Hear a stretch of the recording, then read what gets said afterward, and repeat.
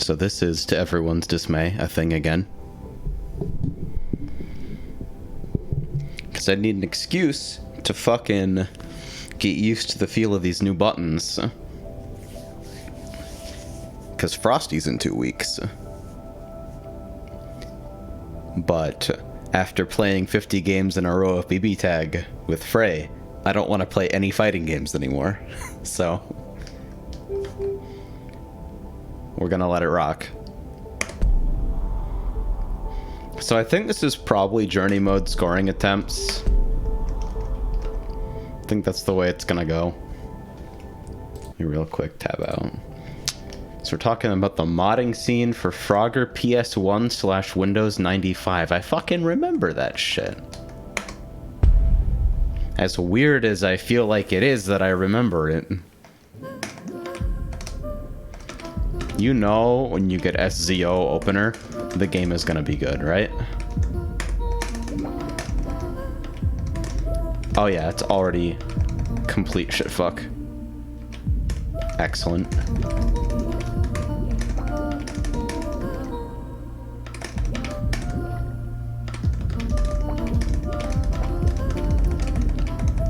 House levels.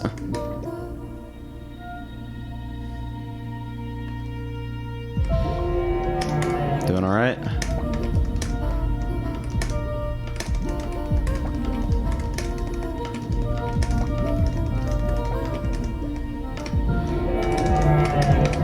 I don't think I've played this game since realizing that the optimal way to use zone is actually as often as possible.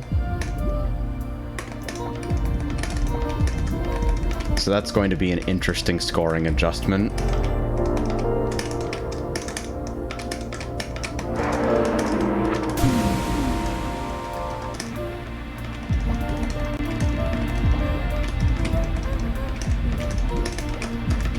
Because zone not only gives you a bonus per, like, line cleared in zone, but also multiplies the points that your line clears would naturally have gained. Which is something that didn't really click for me right away. So as long as you can hit that 8-line minimum for, like, the full zone bonus,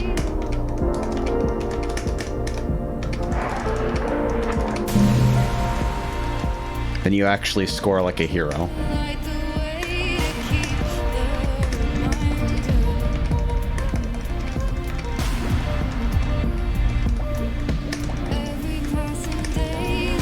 Oh yeah, my entire brand is in fact illegitimate because it turns out that Seems Good is an actual fucking Twitch emote. And that I was betrayed.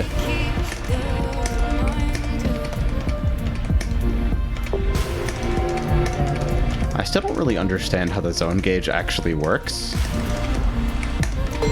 But I guess I'm not really required to.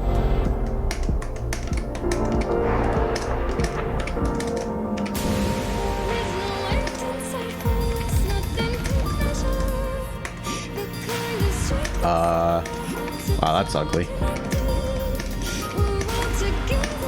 I see, I've already created problems. On purpose.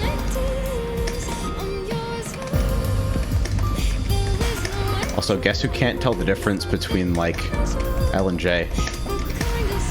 It's me.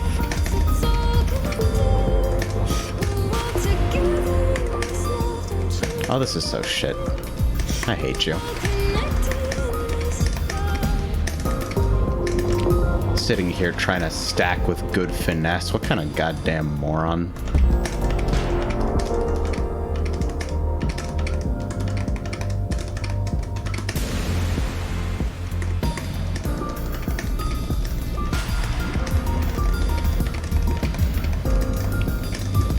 Still blows my mind how gorgeous this game actually is.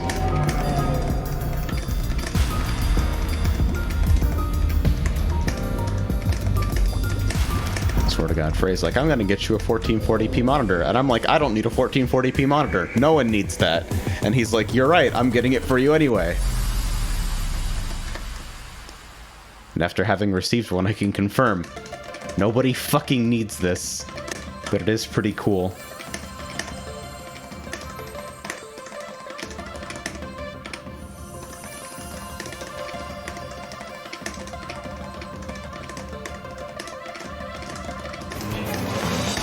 Hey, that's really loud. Holy shit.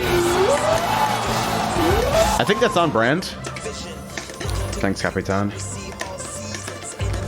Still can't tell the difference between L and J pieces, to be honest. Hey, there we go. I'm not alone. There are dozens of us. This is a shit time to activate. Because I'm fucking 9-0 all the way down. There we go.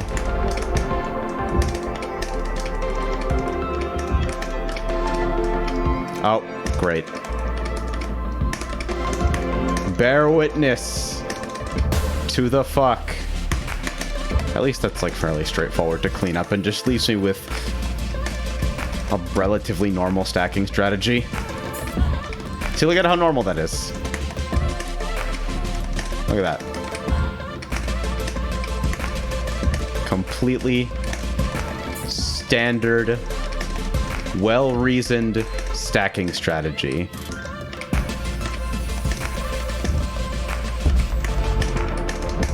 I don't know if I'm gonna bonus in time for this one. Just went for the shitty line clear to try and get 8.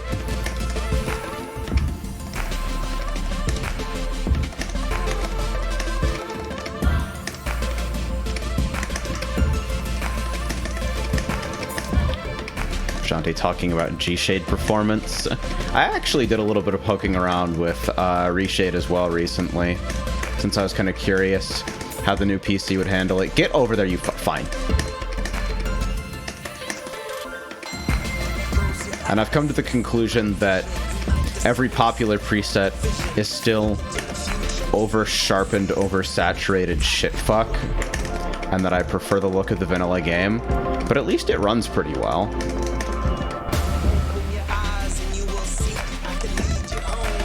Chris says, how'd you like Killer Instinct? So I refunded it for Win 10. I think that refund processed today. I've still never heard of a game doing something as dumb as partial crossplay. Like, no, you can have crossplay in lobbies, but we're going to arbitrarily segregate ranked. I mean, I guess that's how you get purchases in the fucking Windows Store. But I honestly considered just not buying it at all because that pissed me off so much.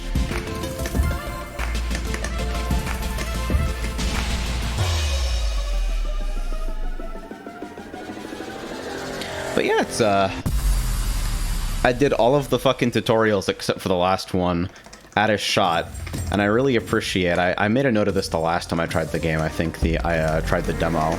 But I really appreciate how the fucking front and center focus of every single tutorial is just, no, you have no excuse. If you're getting hit by fireballs, that's your own fucking fault.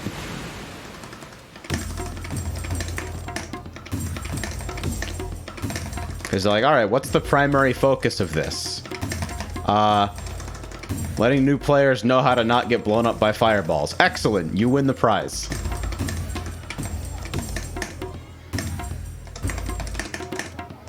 Also, I will say that, while I appreciate that Combo Assist pretty much lets you participate in, like, the core mind game that is KI combos,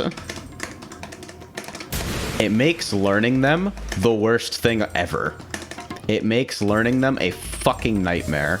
I'm sitting here like, what the fuck is the difference between an auto and a linker? Until I realized that I didn't actually turn off Combo Assist, I just set it to custom, which is the exact same thing as on by default. So X fucking D on that one. And once it became obvious that no, linkers are not just another fucking thing you do with in the same way as you do autos. They're actually like actual special move inputs. Things became a lot more straightforward. That was some of the laziest clearing I've ever done. Is this a score attempt? Jesus Christ, AJ. I mean, I guess the primary goal in Expert Journey still remains don't die. How's the encoding, by the way? Hopefully less shit than usual, but I figure you can probably only do so much.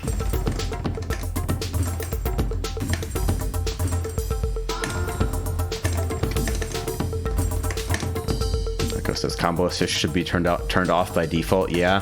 The great thing is, if you're playing in Versus, there's at least like some kind of flow for, hey, do you want combo assist on or off? We're presenting you with the current state of combo assist and whether or not you actually have it enabled. But if you do the tutorials, which is the first thing many players are likely to do when they purchase a new fighting game, it doesn't fucking tell you at all. It like drops a note on your screen that says, hey, combo assist exists. And if you turn it on, or if you turn it off, tutorials may be weird. And I'm like, okay, I'll accept that. So I went to turn it off, except I didn't. I do kind of appreciate the existence of a custom setting, though. And I also went ahead and wrote around a little bit on the rationale behind, like, how combo assist works.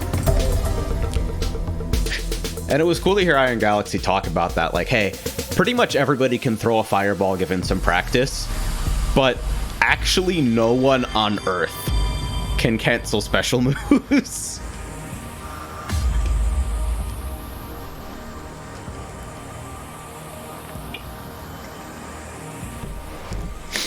But yeah, the combo system is... I mean, I'm not gonna lie. I think it's, like, neat that the game is trying to do something cool, but I don't know if I like it conceptually. I'll kind of have to see how it actually flows. But, like, on a baseline resonance level, that shit is fucking weird and bad. I don't know.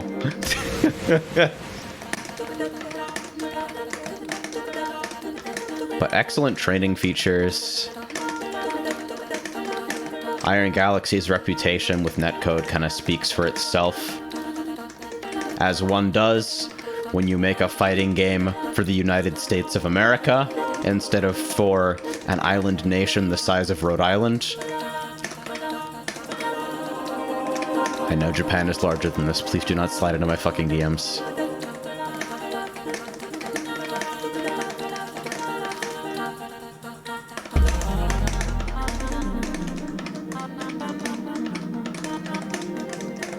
Oh god, what am I doing? Okay.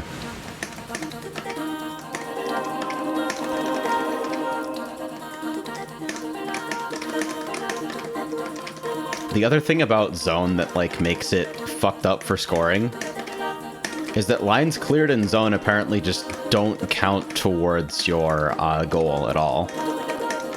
So if you clear as much shit in Zone as possible, you are literally just pulling maximum potential lines out of thin air.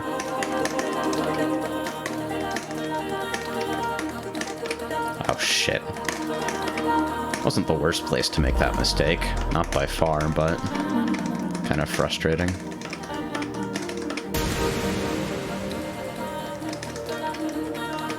God damn it.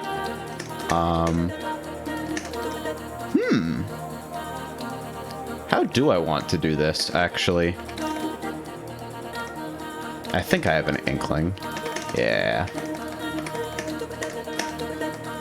Biggest brain ever. Saved. Now, if that had happened at high gravity, I'd be dead. And of course, I've immediately ruined everything again.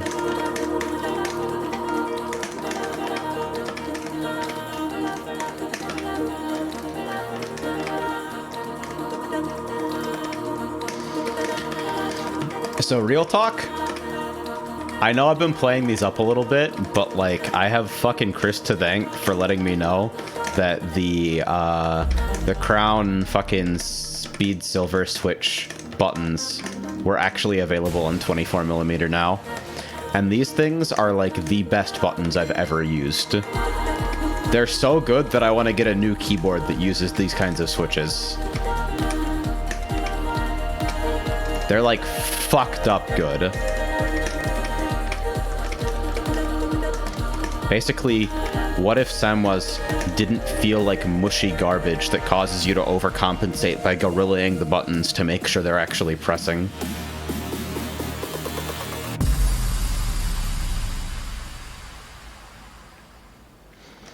Chris says, crouching hard punch to DP is definitely a cancel that most humans couldn't do on command, especially because holy shit, I hate doing that on pad.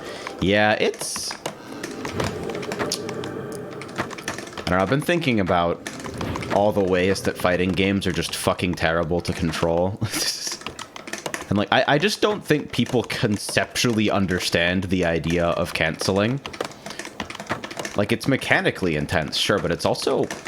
I feel like it's just a concept that's hard to fucking explain, even if you give people single button tools for it.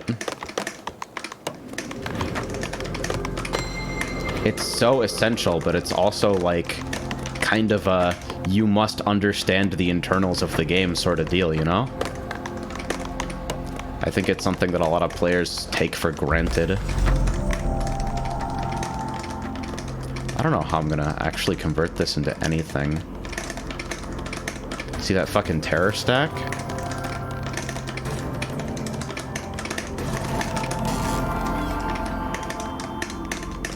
Oh, shit! Alright, that's fine. Great. For whatever reason, I thought what I had in my fucking hold was what I had in my hand. So I can do that, but then my grid looks like this.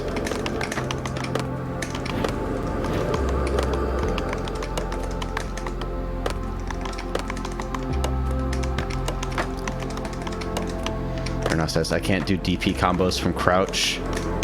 I assume you're talking about third strike. Because, like, a lot of modern games let you do fucking crouching DPs to make that kind of shit easier. 3-2-3, etc. So you just give it a little wiggle. A slight waggle, you could say.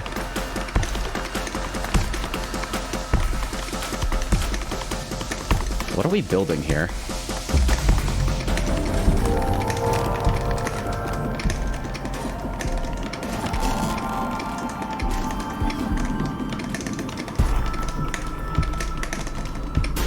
$19.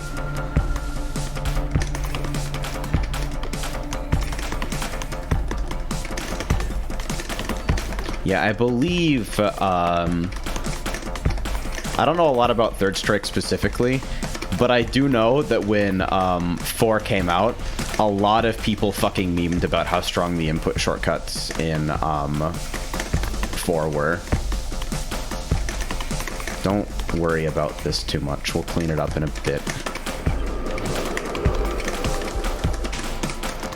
I feel like I alternate between brilliance and complete potato shittery in this game.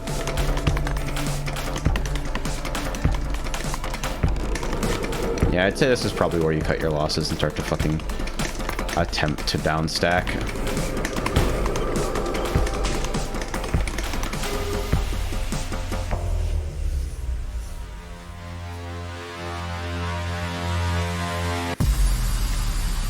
Chris says 3S's input shortcuts 4 just had even easier ones.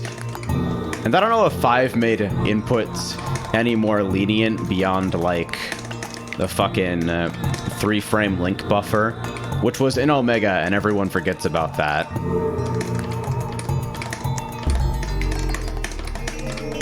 Shit, Zone was waiting for me that whole time. I keep forgetting that I can downstack with Zone, and it fucking insulates the pain pretty significantly. But anyway, that fucking clip of F-Champ literally mashing completely at random and getting a demon is still the funniest thing I've ever fucking seen. His reaction and his mic cutting out during the reaction still make me fucking cry.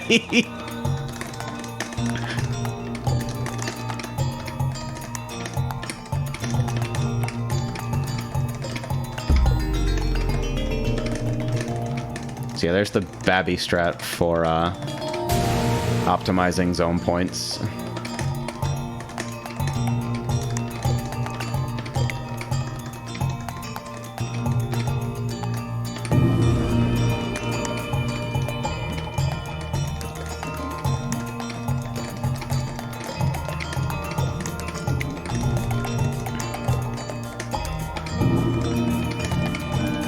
Honestly, Street Fighter is a game I want to learn more in depth.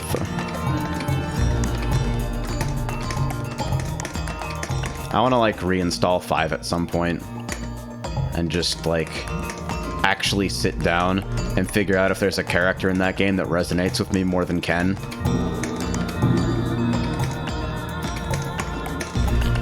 Because I'm not gonna lie, the loss of step kick, the neutral button, makes me pretty sad.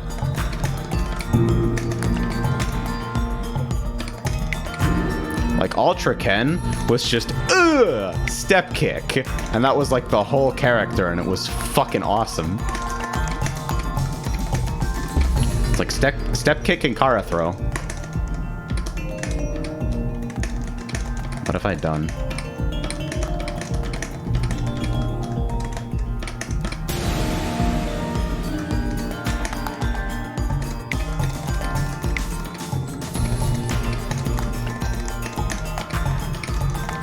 I apologize if I'm only kind of adjacent to chat conversation, by the way. As I think you've probably noticed, this game doesn't leave a whole lot of downtime.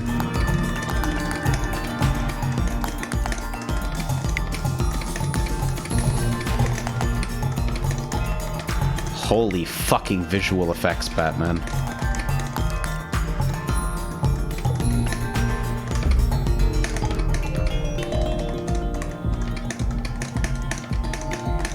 Sitting here trying to make more space for fucking zone clears and not realizing that I had about 3 seconds to figure my shit out. Rex says, still don't know what a Kara throw is, XD. So there are input leniency features in Street Fighter and a lot of other games, kind of like how, like, a lot of modern platformers will still let you jump a couple frames after you run off a ledge, just for, like, better feel. There are input leniency features like that in Street Fighter, where, like, if you do a simple motion, if you, like, say you, like, press medium punch, and then, oh no, I'm trying to explain Karas while playing Tetris. Awesome. Anyway, you press medium punch, intending to do a throw, but don't get your medium kick input until 1 frame later. The game will cancel the first frame of startup of that medium punch into throw, even though that's normally impossible. Like, canceling rules don't allow for that. So, if you have attacks that, like, move on the first frame, then you can kind of exploit that input leniency feature to, add movement to some stuff that otherwise shouldn't have it. So, like, Ken's step kick is forward medium kick, and so you would hit forward medium kick and then next frame hit medium punch, and so step kick would move you forward and then you'd cancel step kick, normally impossible, into a throw, and that would give you extra throw range and let you do, like, a lot of scumfuck shit.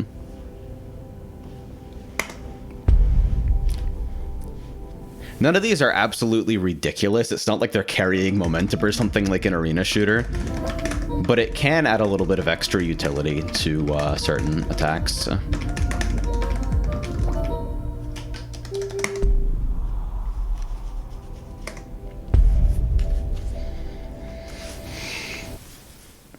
You can also sometimes use that kind of stuff for option selects.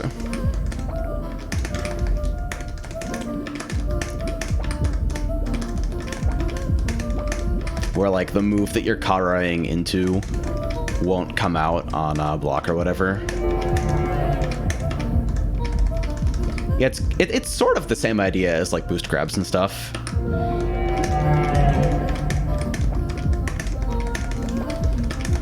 Seriously, do y'all hear how fucking good these buttons actually sound? It's like God himself descended from the heavens and was like, here's the arcade button y'all motherfuckers should be using. Okay, God. Roger that.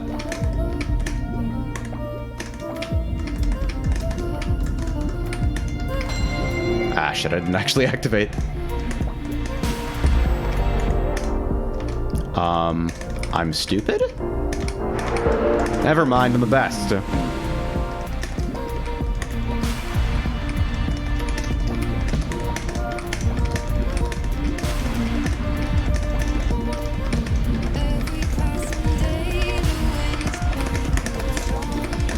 I think Kara moves are like one of my favorite examples of why fighting games are fucking impossible to learn. Because almost nothing about like the actual behavior of fighting games, when played, like the information is so accessible that you feel like you've got to fucking understand every small facet of the engine to do things that are quote-unquote basic to your character's game plan. When what's actually basic to your character's game plan is, hello there, that's really fucking loud.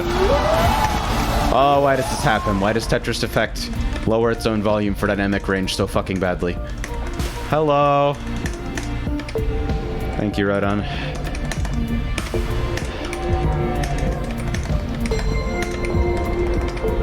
Holy fucking particles.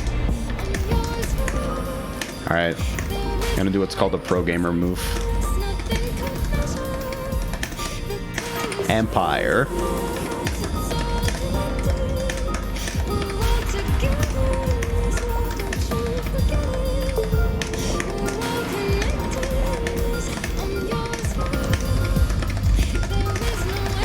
Like, I know saying shit like, oh, fucking the internet ruined fighting games, that's like ridiculous Zoomer nonsense, but I don't know. I feel like there's definitely a phenomena that's like unique to the era of I don't know, the era that we're in. Call it whatever you fucking want. Where people feel like to be good at any game, not just fighting games, to enjoy any game, you must be esports at it. And to be esports at something, it means consuming all available information and playing 100% optimally before you've even fucking decided whether you like the game or not.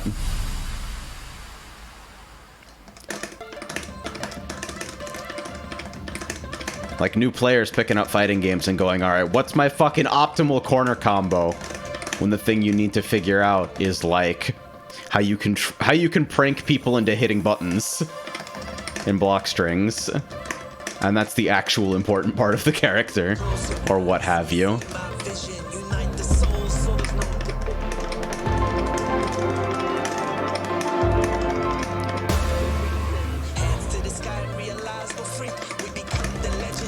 And I think easy inputs to reduce the barrier are like, I don't think every game needs them, but I don't think every game needs hard motions either. I think you should kind of evaluate whether or not your game actually benefits from that shit.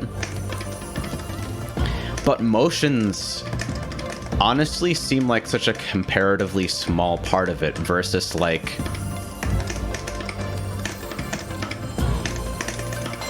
does the game give you good tools to figure out whether your attacks are punishable or advantageous or disadvantageous on block based on playing or based on reading the fucking encyclopedia?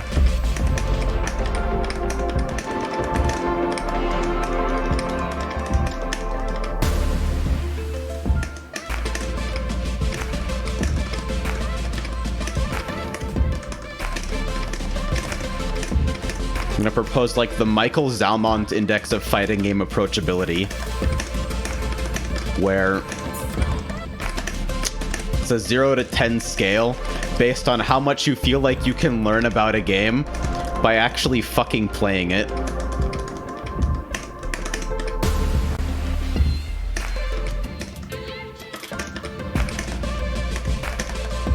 Oh, I made a mistake. That's fine though.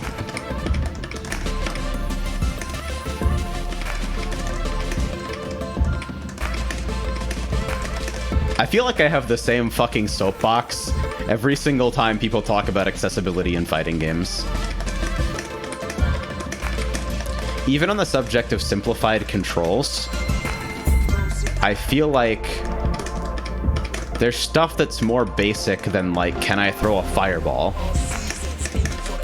Special canceling is one, but even stuff like hold back to block. I don't think people appreciate how much fucking weird nonsense that opens up and how hard it is to wrap your head around it for a new player with like no genre experience. Like, what are the most fucking common fighting or fighting adjacent games? What are the ones that have achieved the greatest commercial success and love from casuals everywhere? Fucking Soul Calibur, Mortal Kombat, and Smash. What do all of these games have in common? Button block. Hey, I actually got that.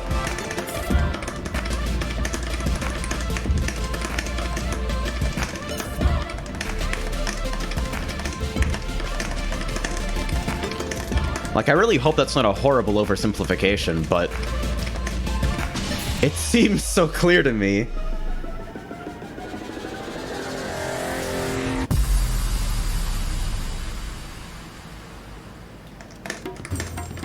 Oh, okay.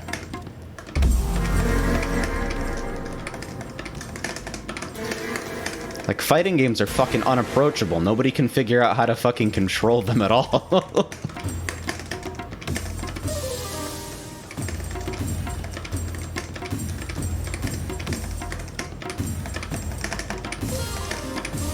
And not only can nobody figure out how to control them, but fighting games have this enormous conveyance problem. Name a fucking genre that has a bigger conveyance problem from casual observers than fighting games.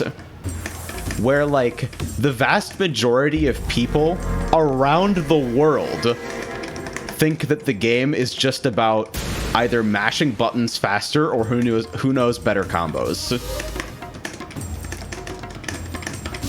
Who can do better combos. These are things that, like, almost everyone thinks about fighting games. It's fucking crazy. Because they really couldn't be further from the truth.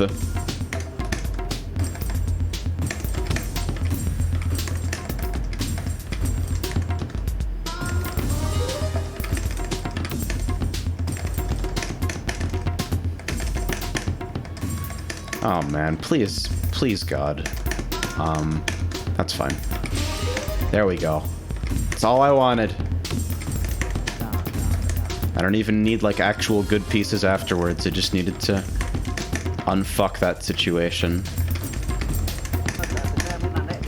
I'm a horrible shithead who insists on, like, hard dropping pieces instead of waiting for lock delay.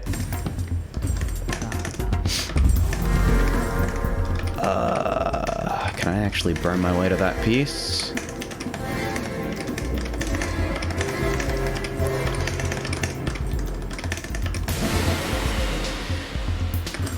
This fucking skin's zone sounds remind me so much of the it's a pinball table, Tales of the Arabian Nights. The, like, end of ball bonus rack up after that, after you drain. It reminds me so much of that.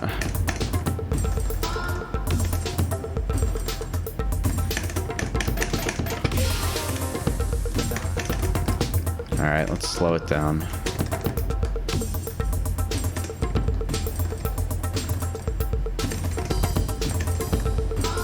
Oh shit. Yep.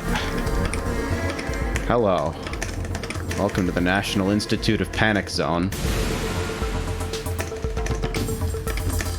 Yeah, so if you clear more than 8 lines in zone, then the, I believe it's the zone lines bonus that doubles, or maybe it's both bonuses.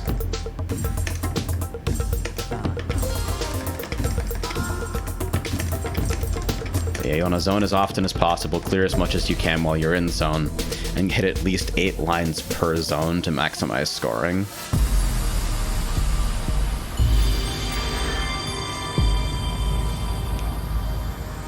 Alright, says Pokken is cool because I can just walk up to a downed opponent, start charging CA, and then CADC into grab and force back field mode.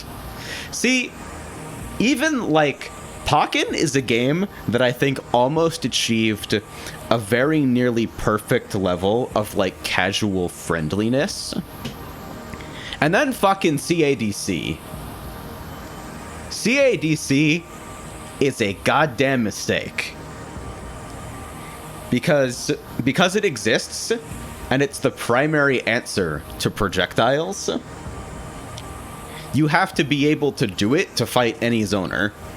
And what is the fucking input? Hold 2 buttons and a direction and press a third. What?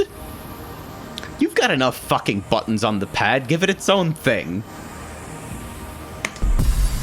Why does this mechanic have to be an emergent property of the way that fucking guard breaks work? When it gates people away from even being able to, like, fight zoners at all.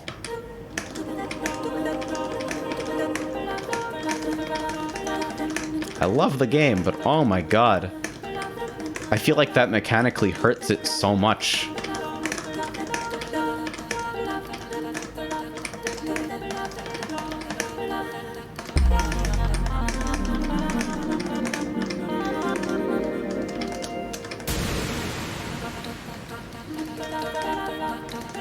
And yeah, you can put CA on one button, but you can't CADC with one button.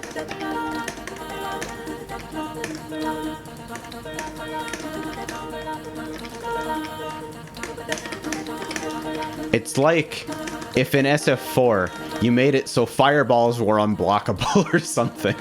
And the only way you could fucking get in against Ryu is by focusing every single one.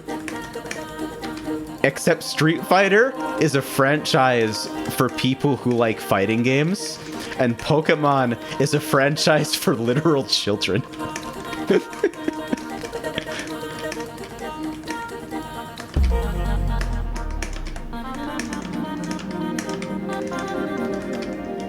Ah, shit, I made a mistake. I could have gotten one more out of that.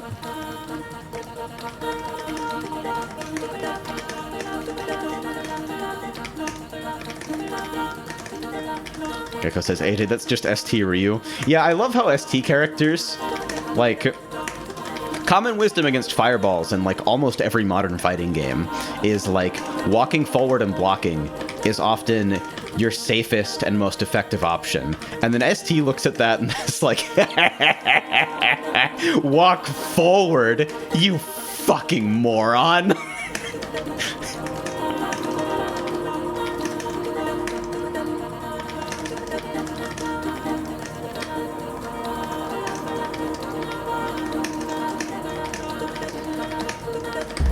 I'm sure I'd never last, like, actually trying to seriously make an attempt to learn ST for longer than a couple weeks. Ah, shit.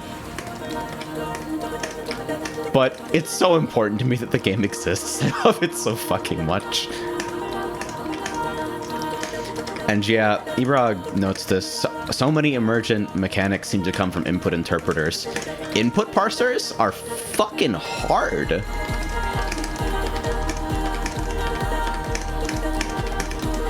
So much of what gives a game its feel actually does come from just, like, how do I translate joystick motions into player intent? Not even on, like, a mechanical level of, like, walk speed or fucking move properties, but just, does the player actually want to do X move or not? Oh, God.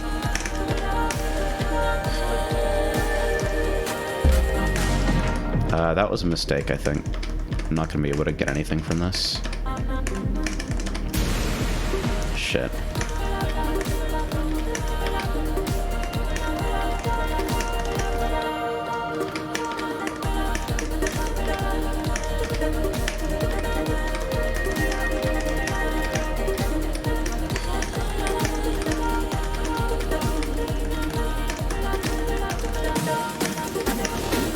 You know what I sometimes think about, and this might be cursed. I think about what would happen if Valve decided to fucking make a fighting game.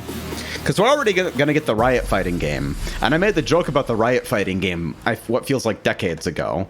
Where Riot is the type of company to see a character designed as a zoner having, like, unanticipated emergent rushdown utility, and in response to this, remove their forward jump.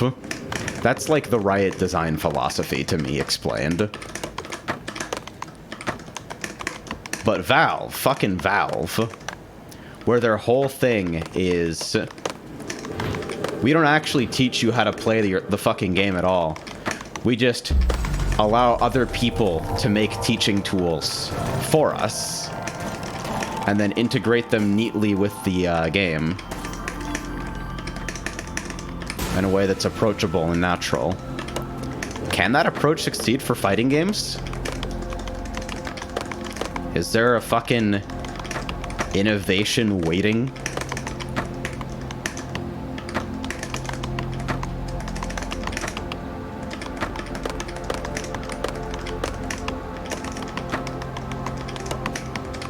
Because I don't know.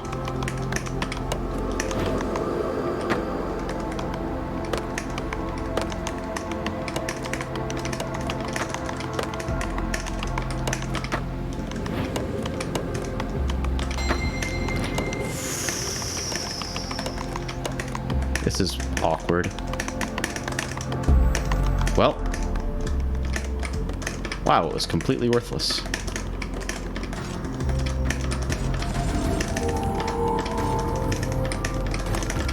At least I got bonus? Wow, that actually turned out better than expected. Like, the raw points weren't that great, but did manage to convert it into something.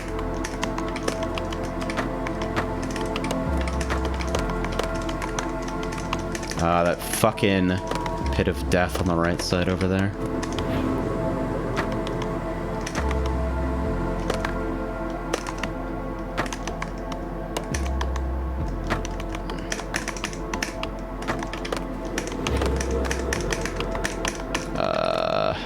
You know you're fucked when you fucking hold and get back the same piece. It's like, wow, I've been ignoring this problem in my stack for how long now? You see, there it is again.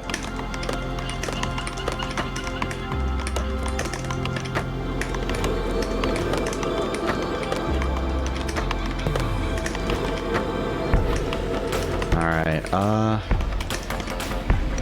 things have slowed down a little bit. I still don't like my prospects if I try to, like, actually downstack with zone here. But wow, does this ever suck.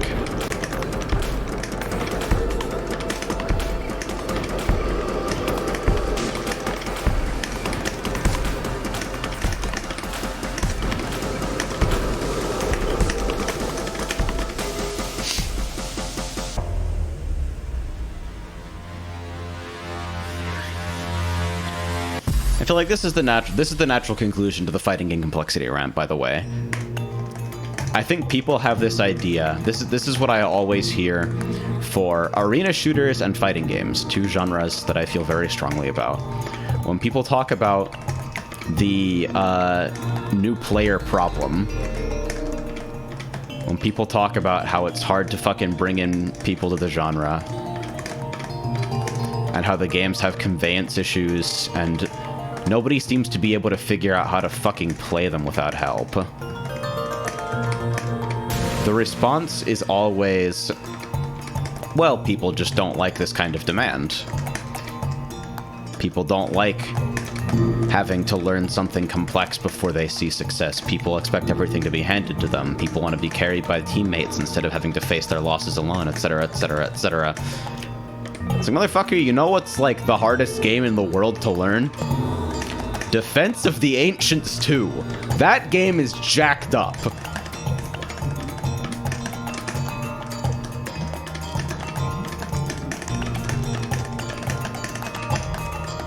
And that game has a player base of gorillions.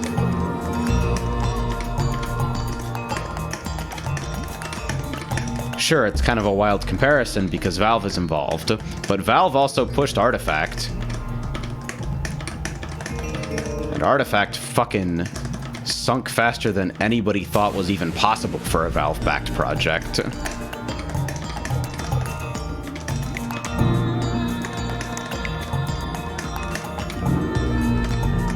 People aren't afraid of fucking complexity.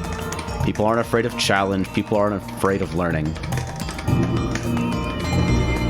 And people definitely don't expect games to coddle them. Or at least not all people.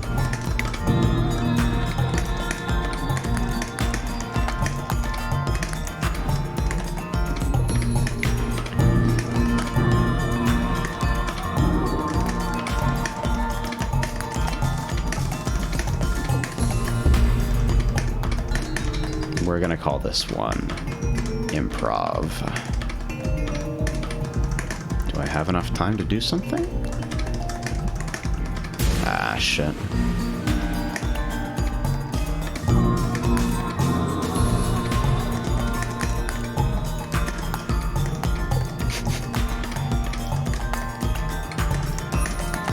Hell, even games with terrible teaching tools do better than fucking fighting games.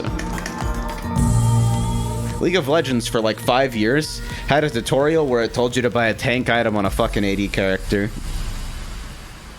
And then just like walk into lane and do nothing.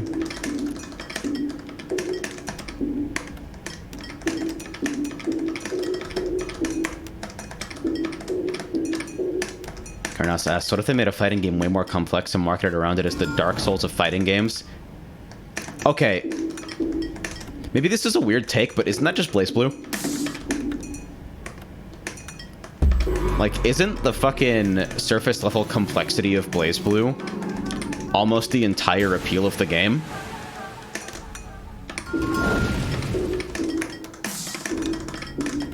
Like, Guilty Gear is fucking complicated because Guilty Gear doesn't know how to be anything that isn't Guilty Gear. But BlazBlue literally has a complicated character-specific gimmick button. That's like something they made space for as part of core control layout.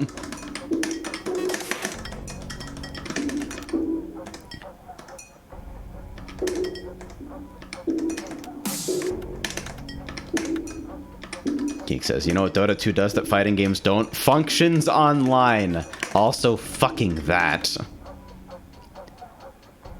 The genre has this awesome curse where, like, everyone who knows how to make aesthetically appealing things also doesn't understand networking. And it's also a genre where it's, like, just literally the fucking way that high-level gameplay functions makes it way, way harder to actually, like, deal with anything but a perfect ecosystem. Like, shooters regularly lie to you about what actually happens. Shooters will let the fucking game state fall out by, like, hundreds of milliseconds. You can die behind cover all the time.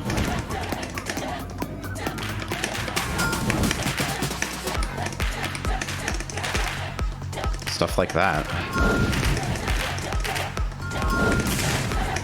MOBAs literally just not even show your character moving until you fucking ping back from the server. It's like a game with 10 people using like the worst delay-based netcode imaginable. But it's acceptable for those games because in a lot of situations, the fucking mechanical control is not the central point.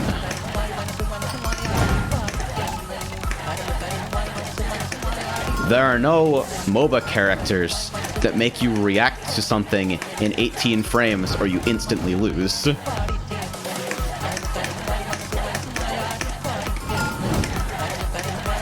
Side note here, if anybody is watching this VOD, if you can name a character like that, I will play your game. Because that sounds hilarious.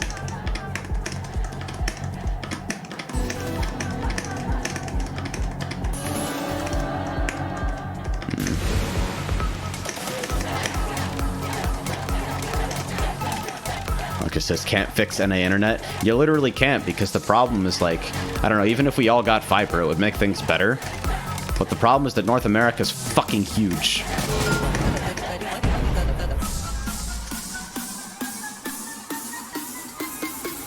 And yeah, Chris has arrived at the fucking secret of the incredible persistence of Melty Blood.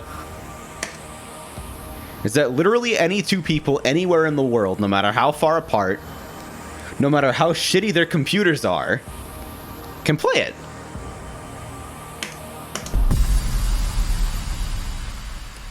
Fucking anybody can play it.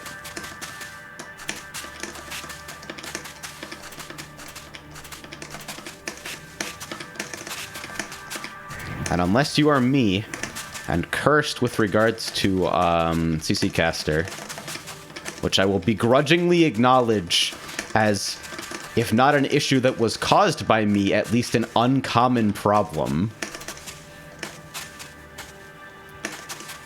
then you're just good to go. Oh shit, I've made a terrible mistake.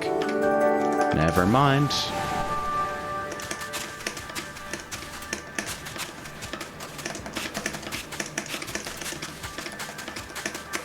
Like, fucking Counter-Strike has situations where, like, the actual limits of human reaction come into play around, like, corners and shit. And the game will literally just lie to you to make the information that's displayed on your screen make sense. And it can get away with it. Fighting games don't have that luxury.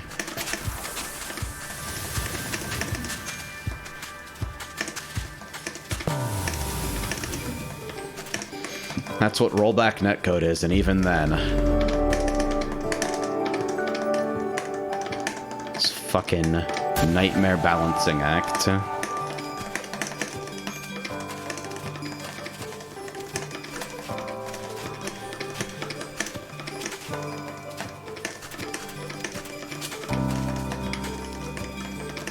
This game is so fucking cozy.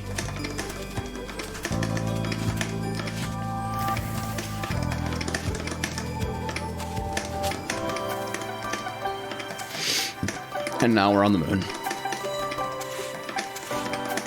Moon!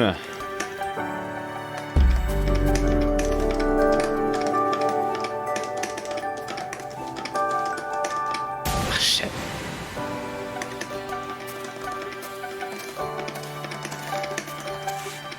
It says size of America is not an issue, by the way, and fiber connection from New York to LA is 16 ms. Is that like with literally no nodes in between? Like if you ran a single fucking cable?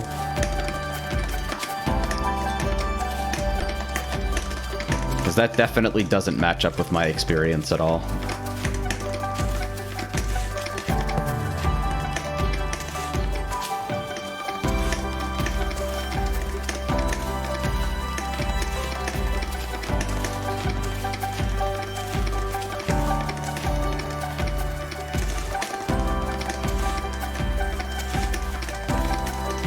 Dude, how did we arrive at the fighting game rant?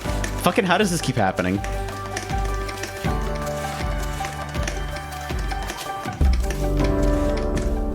Actually, every time.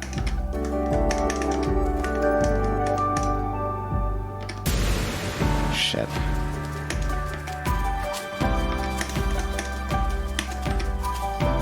No credit for the T-spin. Bullshit.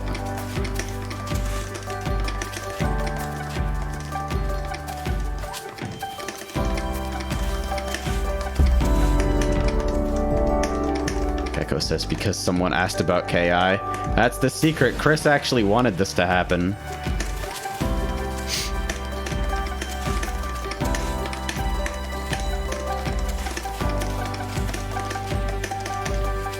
Shanti says it has fun characters, but that I like, but the gameplay is boiled ass. Referring to Overwatch, I think. I feel like there has to be a fucking middle ground between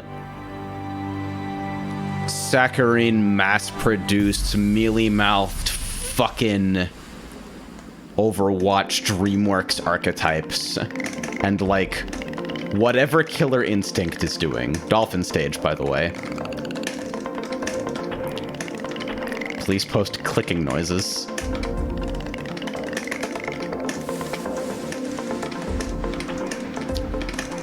This is one of my favorite tracks in the game, by the way. Shit. He says, I actually like KI's character design / aesthetic, TBH.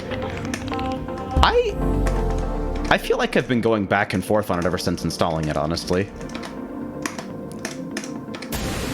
It's so adorable, honestly.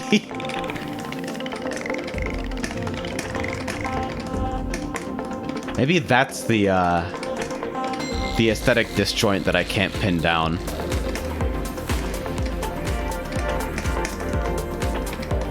It's like the same campy nonsense horseshit of like old Mortal Kombat.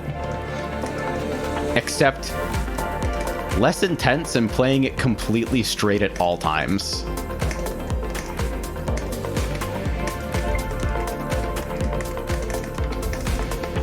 Like, it's the exact same thing, but it never, like, turns to you and winks.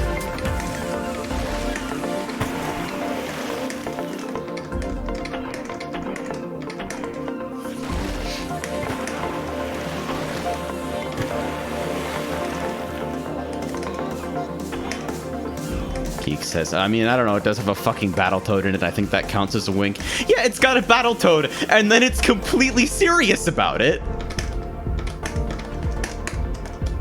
That's the type of shit I mean.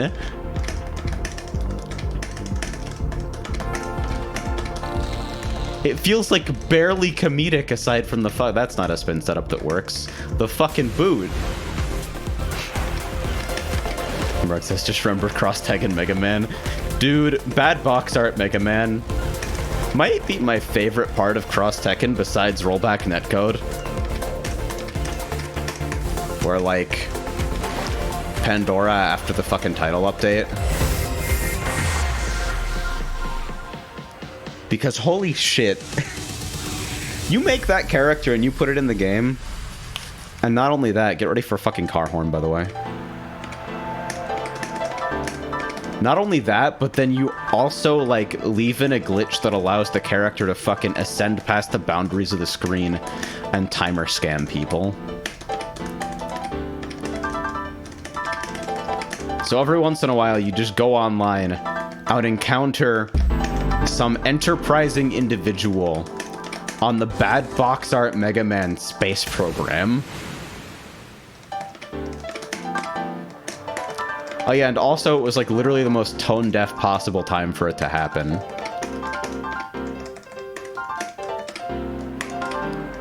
Hey, here's Mega Man. Bad box art Mega Man. In a fighting game that started the controversy about on-disc DLC. Oh no, no, no.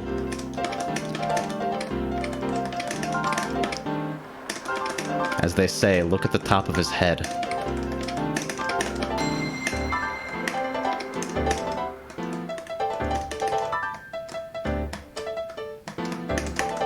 I'm sitting here trying to fucking make sure I don't lock that, O in No Man's Land. And end up doing exactly that.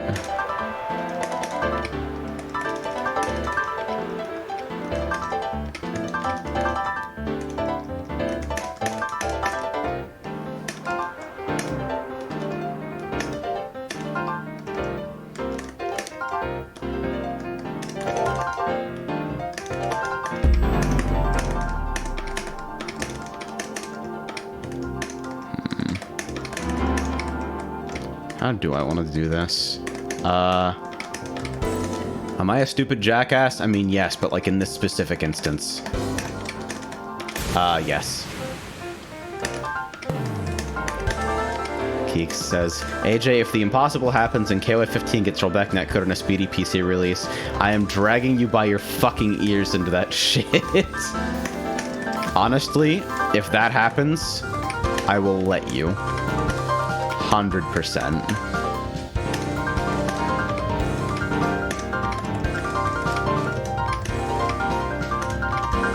Dude, I entered Ultimate at Frosty, and I don't know why.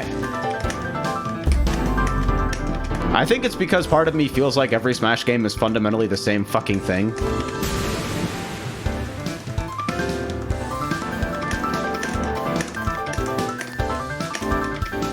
Not Ultimate Marvel. Jesus, I don't hate myself that much. I don't even have a real team. I like play Anchor Morrigan. I have like half a Captain America.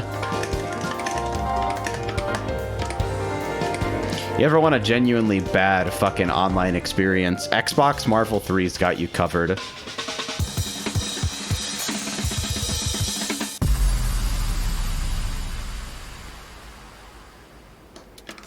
Hester says, Japanese have a habit of not allowing stuff that Japanese didn't make, like rollback netcode. I'm so wary of broad strokes. Well, Japanese culture, actually, but Specifically when it comes to game dev, I think you're entirely right on that one, that a lot of major Japanese studios have big not invented here syndrome, which is by no means a problem specific to Japan, but it's that plus, like, they're not even really prioritizing the US market. I feel like a lot of people just actually don't know how bad it is over literally everywhere besides the small island nation.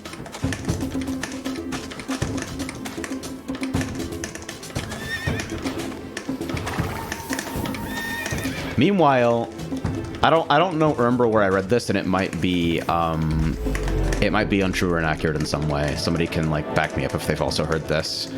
But I remember reading stuff about Iron Galaxy during the development of Killer Instinct, having every machine for like local testing running on simulated bad connections, even when like not doing anything else, like not even testing stuff related to netplay. They had the game simulating like stuttering and rollbacks and shit.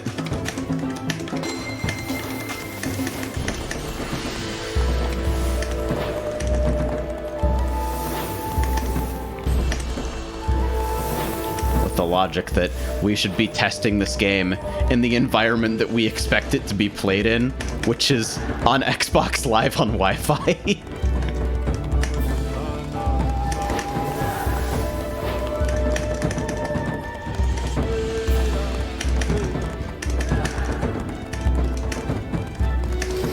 Remember how long it took JP game devs to just stop dumping millions of dollars into engine programming without a good plan and just start licensing Unreal Engine like the rest of us? So I was just fucking reading again about like the development history of Daikatana.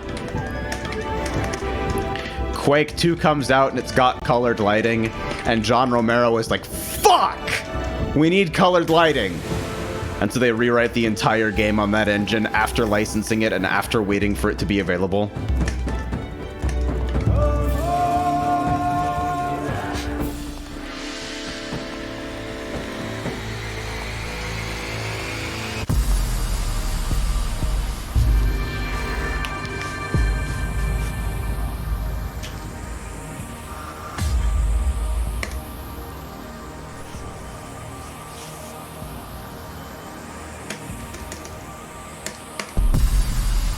And Gecko, as a note on DLC, you fucking can't fight the character online if the files aren't there. I mean, yeah, but I think the conversation at release was about, like, is it okay to release a game and then hold content that is already finished at the time the game becomes available as DLC? Is that an acceptable business practice, or is it fucking greedy corporate bullshit? And I feel like most people who complain about this, and there are still people who complain about it now, God bless their souls, don't actually understand how the process of like releasing a game works, or certifying it, or doing any of the fucking shit with the various console manufacturers and online storefronts or whatnot.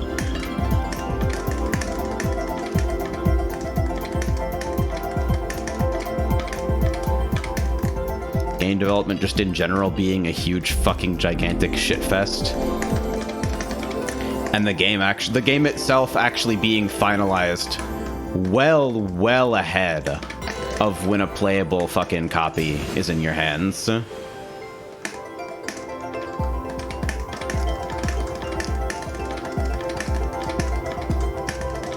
Chris talking about launch KI on Xbox and how the Kinect being bundled with every Xbox. The fucking Kinect being bundled and on by default for voice chat. What a fucking nightmare.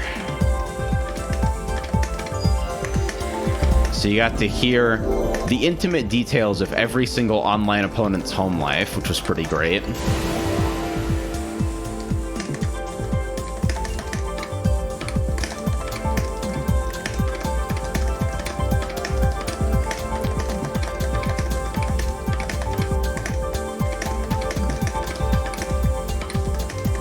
Like, everyone is throwing a shit fit about, how dare you make me pay extra for this content that's already like released and available. DLC is only supposed to be for updates after the game has already come out, and it should usually be free because logic.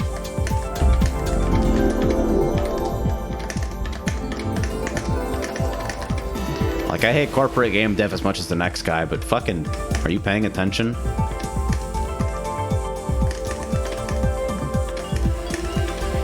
Like, whether or not it was done at the time the game released, like, it's still man-hours that went into the creation of whatever thing.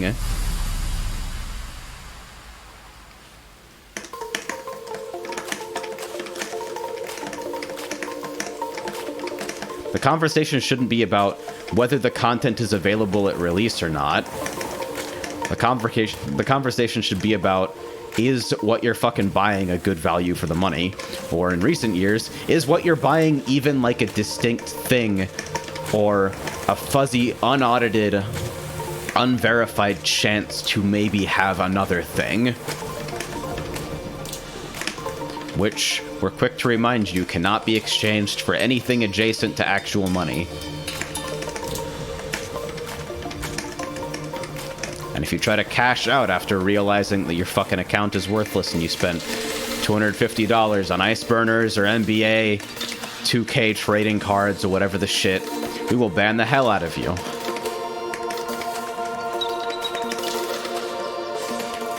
Because we're allowed to sell virtual goods, but you're definitely not allowed to resell them.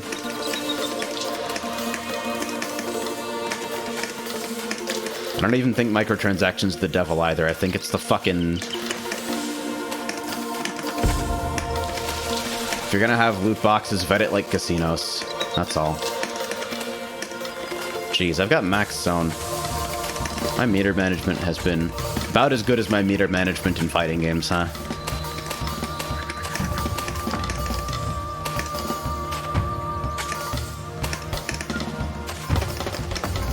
Ah, shit. Alright, here we go.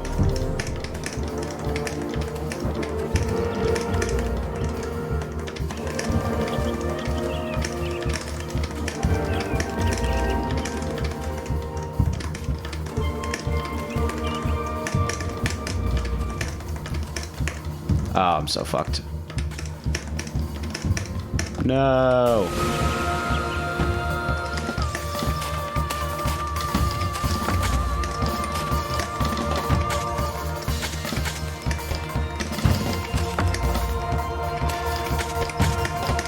Geek says, of course, the real problem is the extra money from this content is likely to go into the pockets of a few fat cats who didn't work on the stuff you're paying for.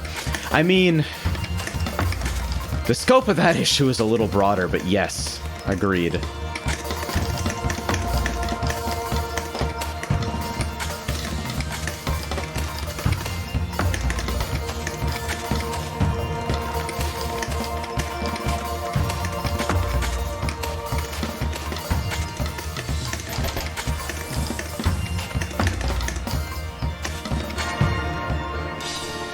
Says press F for Devil Engine still being grabbed by the balls by Dengen. I feel bad because apparently Minoria is part of that situation as well, and I picked up Minoria intending to like sit down and fucking like turn off all my lights and just binge it for a week, not really knowing about that at the time, and by the time it broke, not only have I not played it at all, but the fucking Steam refund window has expired.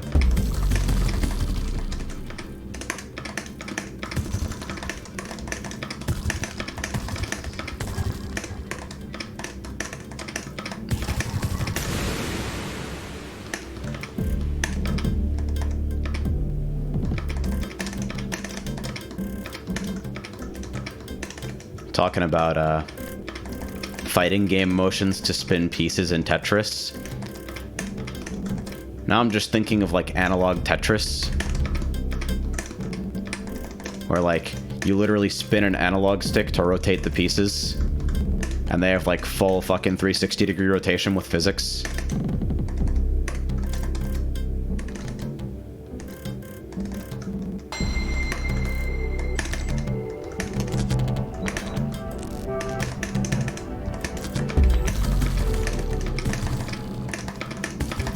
He says some people criticize the Devil Engine dev for being rude about the whole thing with Dangan, but honestly, I agree. Fuck you, pay me.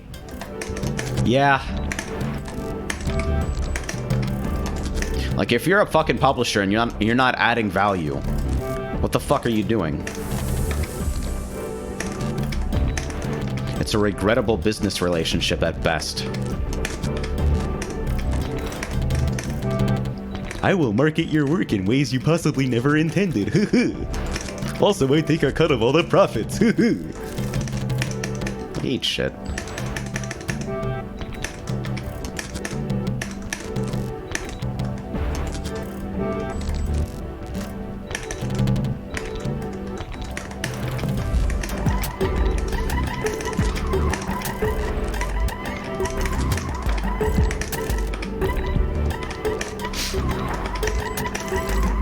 I actually know almost nothing about what the process is like for indies getting onto consoles right now. In particular, Switch. I don't know shit about that process.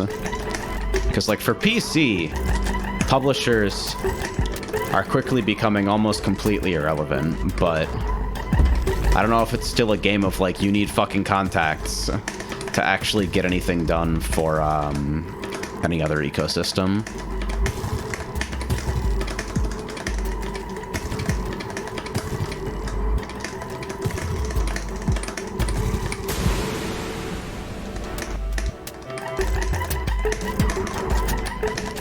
He says, by the way, AJ, doing that voice was totally worth dropping those T pieces like that. Keep it up.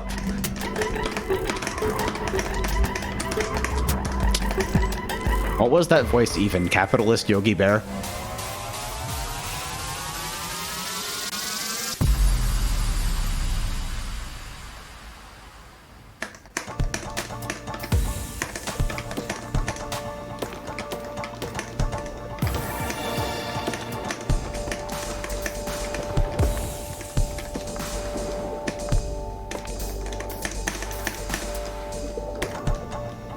Says, I actually recall the Devil Engine developer actually stating that other people just pirate it instead of supporting Dangan. Yeah, something along the... Wow, that's a spin! Okay. Something along the lines of, like, we're not seeing jack shit from the game anyway, so just get it for free, since it's not going to anyone who helped fucking make it possible.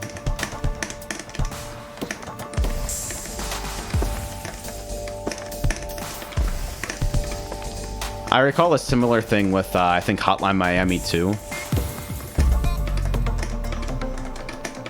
It got, like, refused classification in Australia, I think, which is the equivalent of an AO and means that nothing will ever fucking carry it. And the devs responded, well, we're not going to release a fucking updated build for Australia to comply with their standards. So instead, we'd like everyone in Australia to just pirate the game. Which might be the single greatest power move of all fucking time.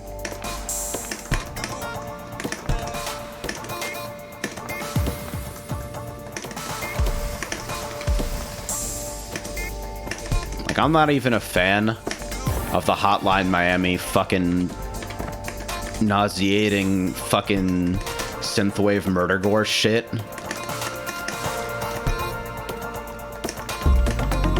But I have a lot of respect for fucking sticking to a meaningful creative vision.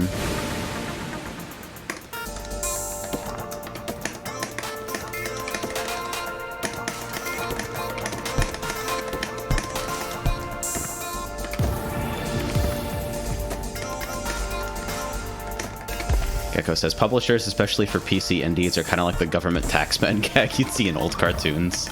Yeah. Literally just takes them off the top and add absolutely no value of any kind.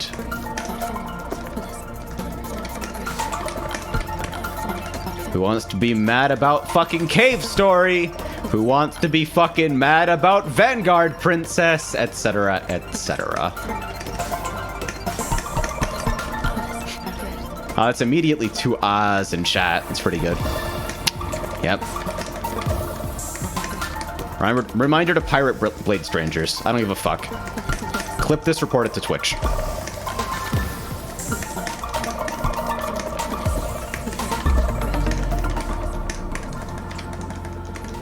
Oh, Jesus. What have I done?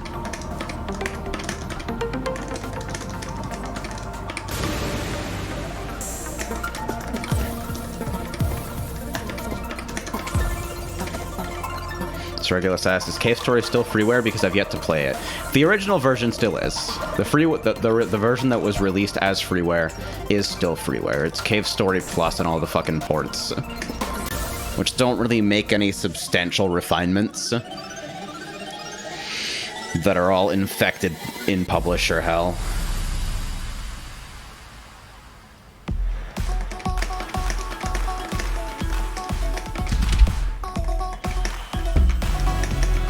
I don't know why I did this. Shit. I've made terrible mistakes.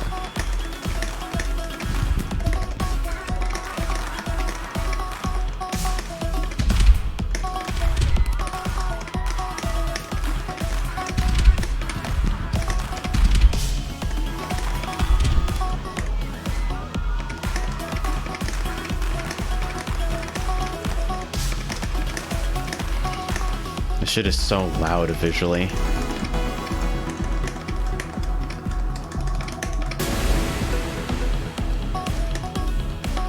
Mark says, my last words before I go to sauna, PC publishers are worthless confirmed. If you need translations, outsource.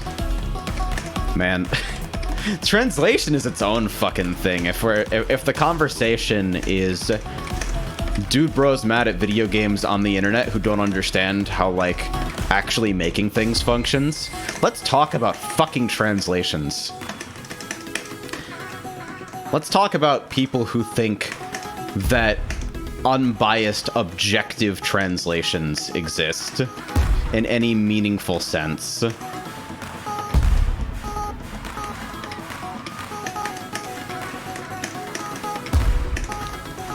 Translation is fucking thankless shit, dude.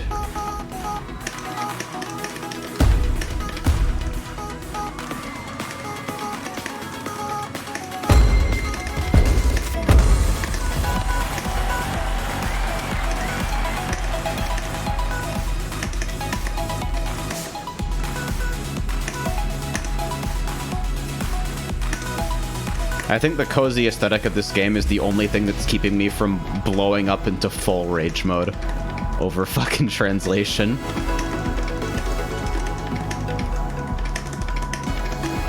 Although really it's blowing up over idiots, which is always the same.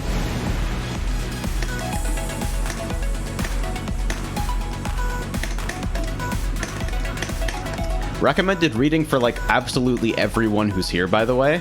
Legends of Localization. So if you want to hear, surprise, surprise, an actual fucking translator talk about game translation, maybe give it a look. Lots of interesting looks at screwed up translations or localization changes in various versions of not just retro games, but a lot of recent releases as well. There's a couple features on that vlog about just, hey, let's go to the Switch eShop and find some VN that's suspiciously coy about showing any actual screenshots of in-game text and then rip it apart.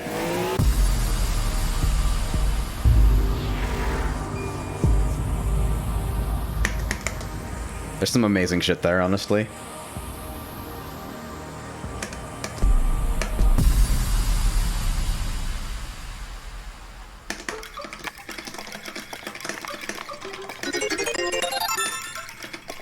Hey, good morning.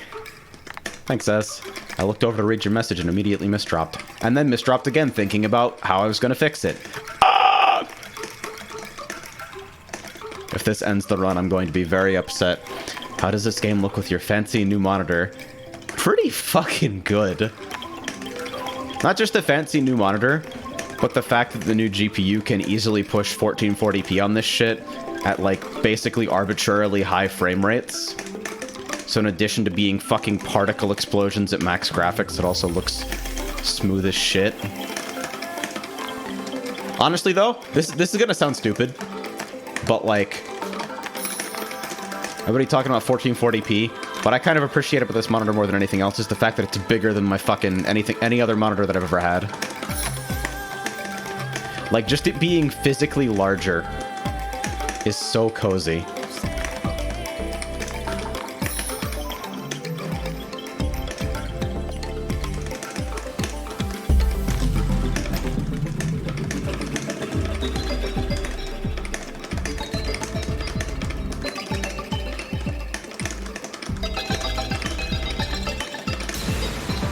Almost one more.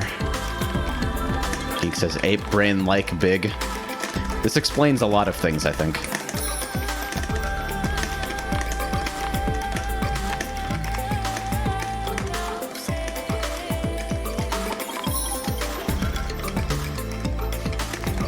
Now I'm just thinking of that fucking many Soul Calibur character have the big bat. Fucking. There's some stupid shit that'll just make me fucking cry laugh every time I remember it, and I swear to God that's one of them.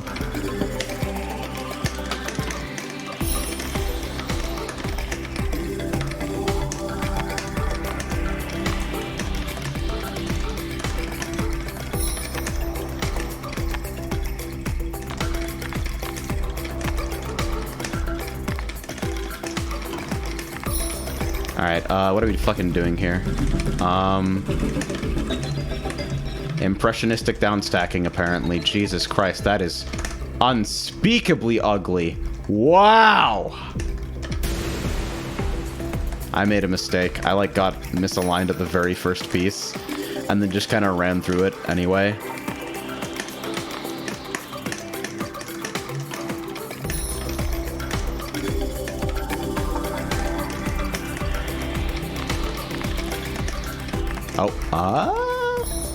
Alright. So what is this now? Oh dear.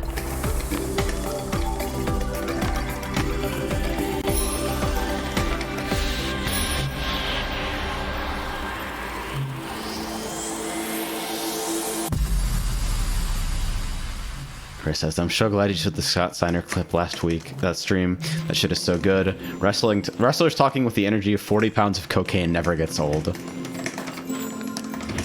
I think pro wrestling will always be my favorite thing to, like, admire from a distance. Like a rare bird that's screaming constantly. I'll never be able to get into it, but it makes me so happy hearing people talk about it.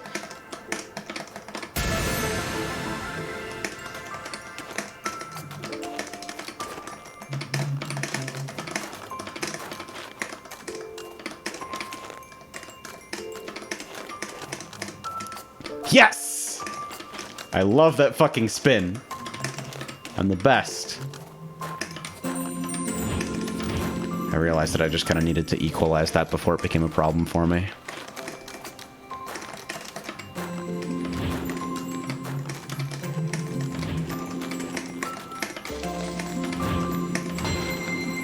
Oh dear, hello. Introducing Panic Zone 2, Panic Harder. Great, 3 lines. Good work, everyone's very impressed. We are mailing you a commemorative plaque that says 3 zone lines plus 300.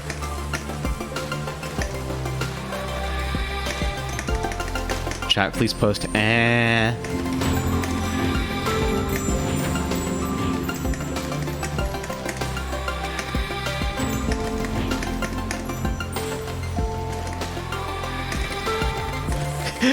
I hate now that I've pointed this out. I can't fucking stop hearing it.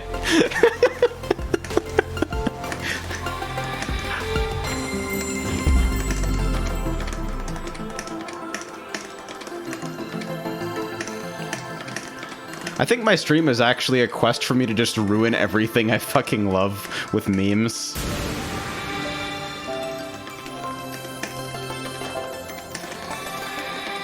Says, so how was the new Star Wars movie?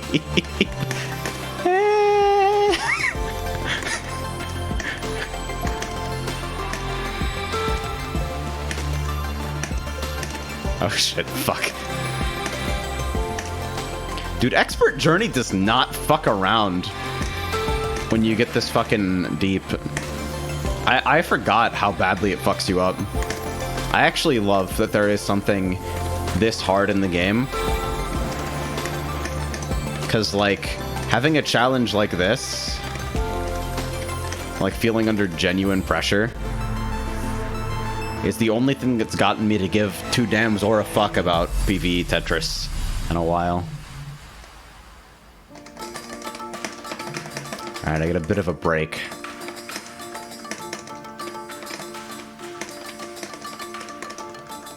Alright, this is now weird because I made a choice that I don't fully understand. Oh, and I used hold on accident. Saved.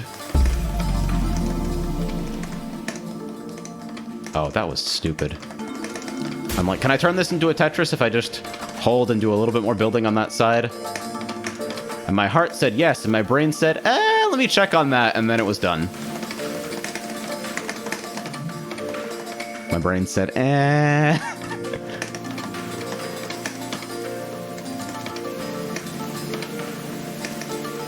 Rock says, illegal sauna trip failed, I am here again. Should I scream about fighting game or shmup or console dev accessibility?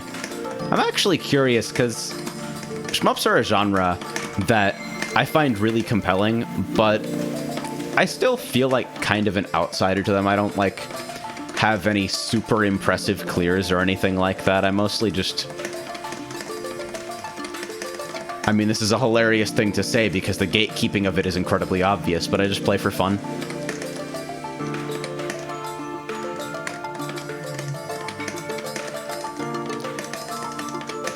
So I don't have a lot of crystallized design thoughts about shmups, except, like, bombs are maybe bad.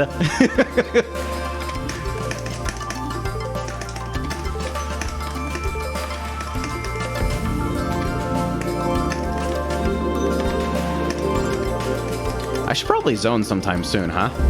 Oh, maybe not immediately. Idiot. Hey, at least it's not wasting the meter. That shit don't carry over between rounds.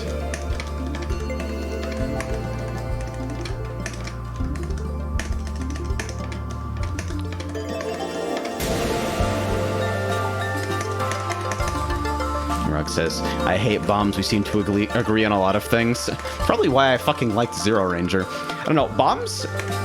See, because I don't like bombs in most traditional shmups, I think. I think I like them in Monolith.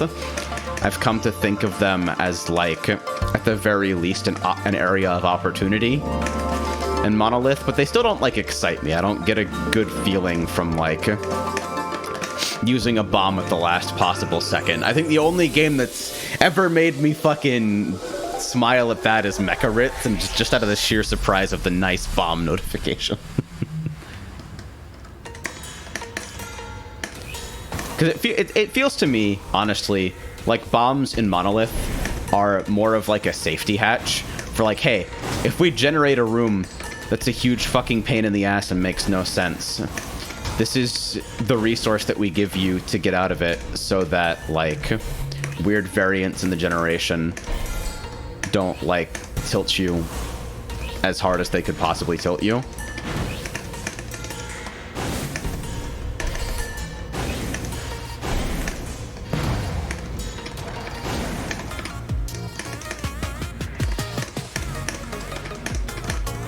Because, like, it's... My understanding is that Monolith does the thing where it's, like, hand-designed rooms with certain pieces or enemy spawns, picking from a pool of available arrangements or enemies. So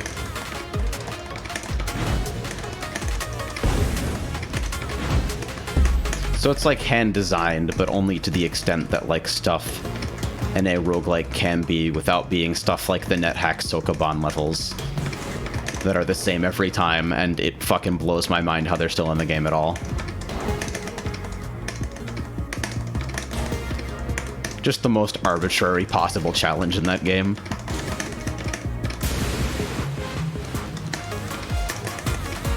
And Monolith also doesn't punish you at all about bombing. There's no, like, maximum bonus. which is fucking shit that tilts me about, like, every cave game that makes that more relevant than, like, a passing curiosity pisses me off. There's no max stock bonus. You don't get anything for holding on to them. You're encouraged to use them, and they don't really serve a purpose other than being used as bombs. It's not like the fucking DFK shared hyper stuff, where if you use a bomb as a bomb, you're immediately branded a shitter and have to fucking work in the mines.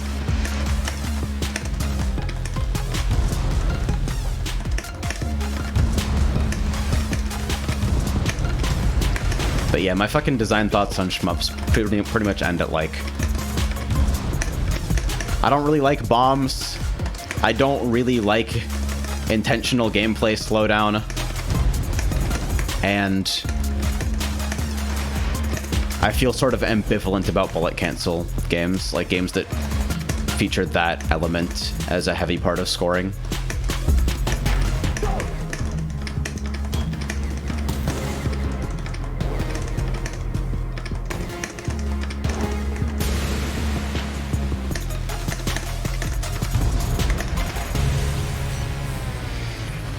Shanti says, just make a shmup where bombs are a self-destruct. I actually kind of like the idea of that. So, like, if you absolutely know you're going to die in some situation, then at least get some parting damage. Just fuck you! And then you fucking blow up.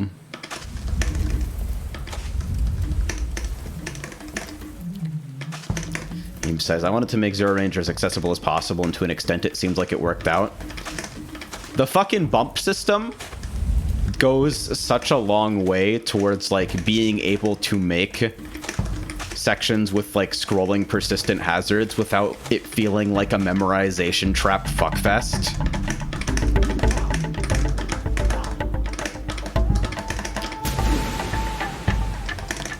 Theming hits as damage, not as deaths. Yeah, I like that as well. Like, death is death. That's what it is.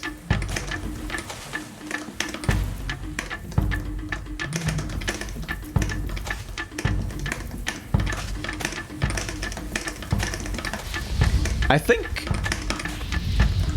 I haven't seen a lot of games that do this. I actually can't think of any at the moment. The fucking continue structure, where, like, continues aren't credit feeding through a challenge, but rather, like, being given an accelerated chance at doing it properly. I think that was the aspect that I most appreciated while first playing through it. Being able to see all of the content in the game without feeling like I was somehow cheating myself. Like, the structure of continues effectively being a designed difficulty curve second to the actual difficulty curve of the game.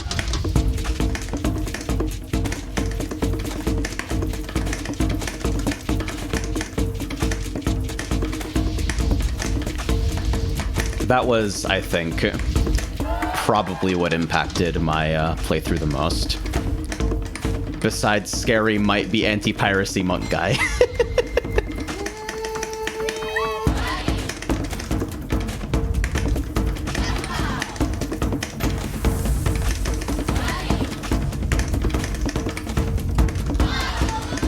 Seriously, that shit still fucking... I still think about how that threw me for a fucking loop. And then people will occasionally drive by that YouTube video and be like, you have to shoot him. Like, fucker. Oh, shit. Damn it. Oh, dear. Fuck, fuck, fuck.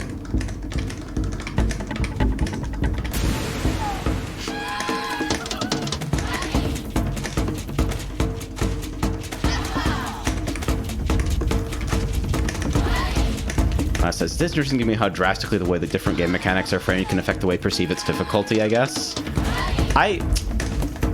This is only tangentially related to that conversation, but I feel like when people talk about the sort of conversation that goes like, oh, what fighting games are good for beginners? The best fighting game for beginners is the fighting game that the particular beginner thinks is the coolest one. Because if you think it's fucking awesome, you'll work through arbitrary amounts of difficulty to get the most out of it. Within reason, of course.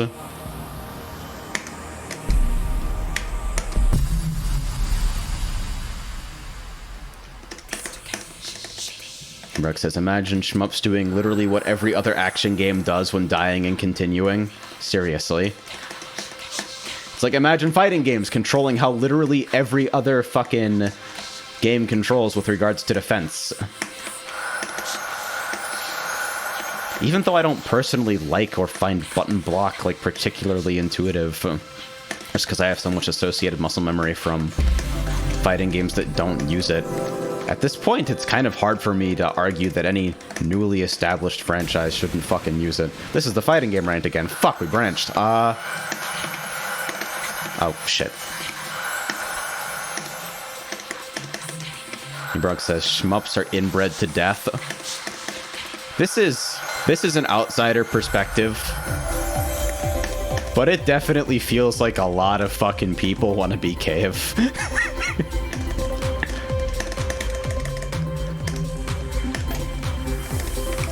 I don't know if that's a fair take, but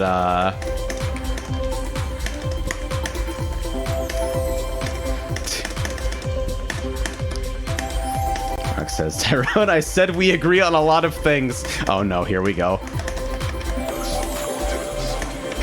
I've done something terrible.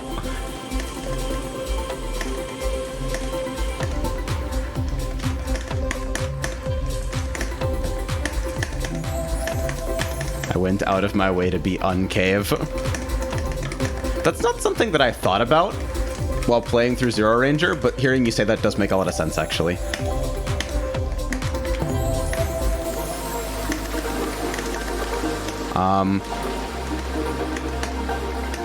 I should probably attempt to not die at some point fairly soon.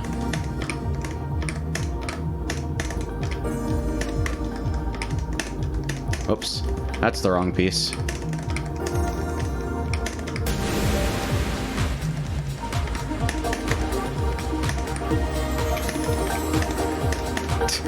Yeah, I guess that does throw some of the later endgame stuff into perspective.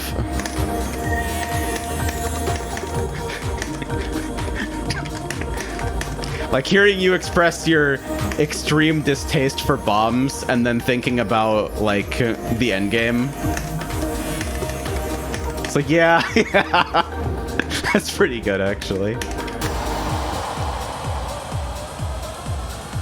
Chris says, Fantasy Strike gets everything right to where I don't feel like I want to put time into it. I also can't not keep playing it because it's got amazing online and I can already understand a character in 2 rounds. Honestly, this is fucked up. But I want Fantasy Strike to succeed in spite of Fantasy Strike.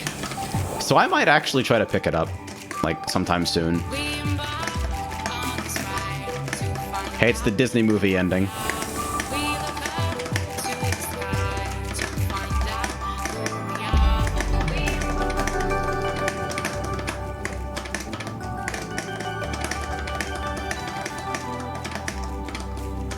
Oh god, please just give me the fucking thank you.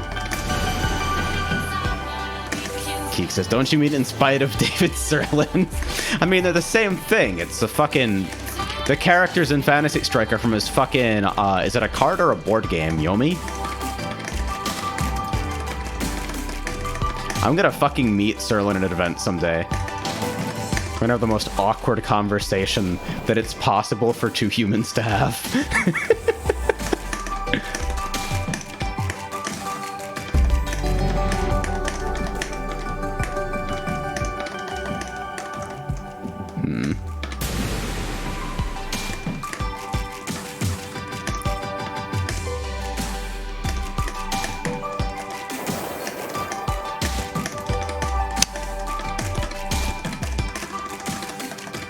By the way, because this is a recent release, I'm not gonna, like, spoil anything, obviously.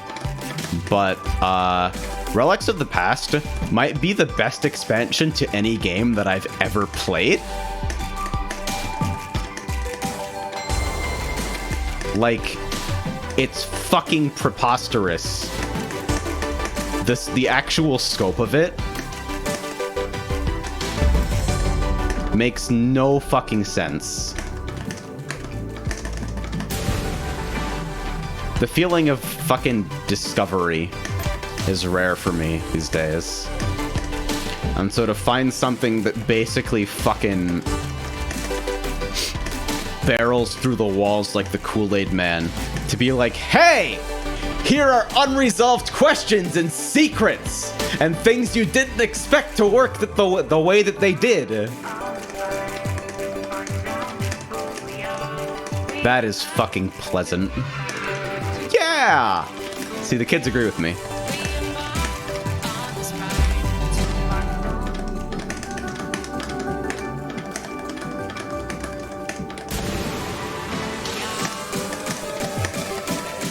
Someone tell Eve that I'm done talking about Relics of the Past, actually. Like, it's really not gonna get more explicit than that, because I think everyone should just go fucking play it. I feel like I should have a fucking button on my deck or something that just puts up the spoiler sign so that people have a visual for when they can unmute.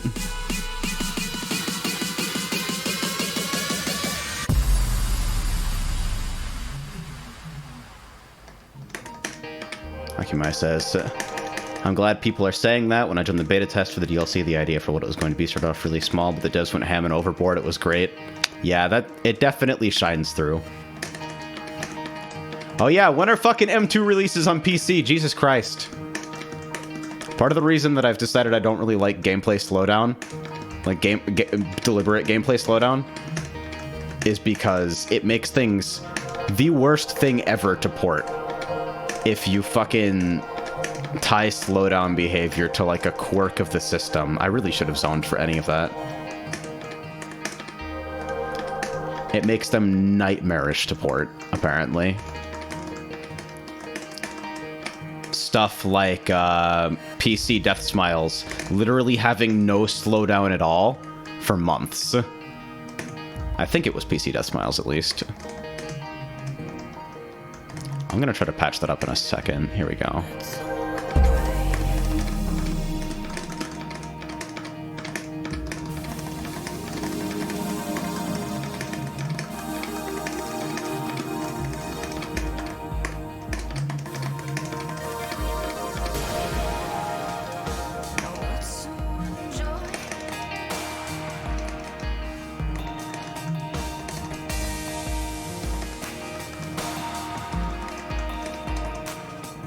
Says the thing in ZR wasn't a spite round, it was just kind of to make it as obviously not ZR as possible. Yeah, the feeling there was definitely like things have gone off the rails.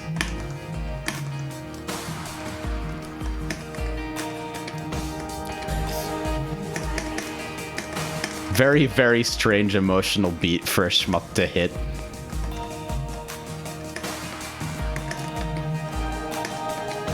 Breaking news, storytelling continues to be fucking weird and hard.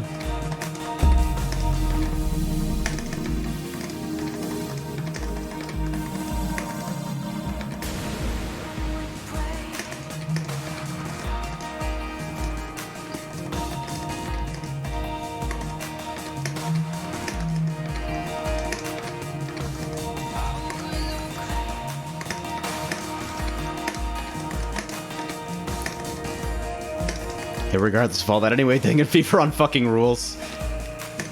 Keeg is a single issue guy, and I appreciate that. I really, really want the want to be able to play with the arranged soundtrack and arranged mode shit sometime in my fucking lifetime. It sucks because by this time I probably would have caved and fucking bought it. I probably would have caved. Anyway, I probably would have given in to my desires and bought it on PS4, except the fucking PS4 that I got for cheap is now dead.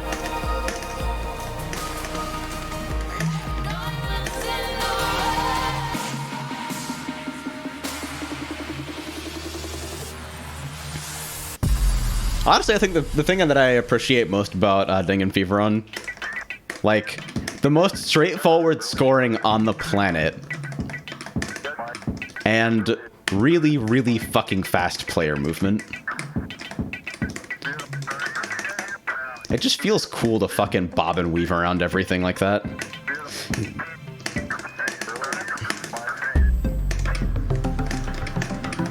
another thing is, like, I don't play any games at a high level for score.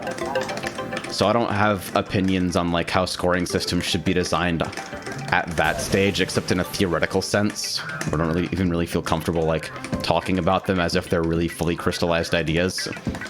But as a huge shitter, I appreciate scoring systems that still allow you to feel like you're participating in scoring even if you make mistakes. So, like, the full chain type of stuff, fucking bullet cancel games not allowing you to participate in scoring at all unless you know routing, and, like, do things that are completely contrary to survival.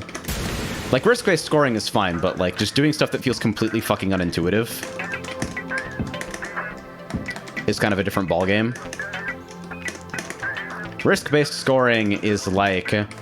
I like the refinements made in DFK Black Label, where the chain multiplier is active, not if you have a full hyper stocked, which is like, why would I not want to use hypers? Hypers are fucking cool and awesome. But when you raise rank to red, making the rest of the game significantly harder. But hey, you score while you're in this mode, so it's fine. And yet, despite all of this, I still want Galuda 2 to come to fucking Steam because, god damn it, the soundtrack and aesthetic is just too fucking good. Please, God, save me from hell. I played it on mobile first. The fucking old iPhone ports. And I still hunger. Alright, let's try to make this as non-awkward as possible. Oh no, I failed completely.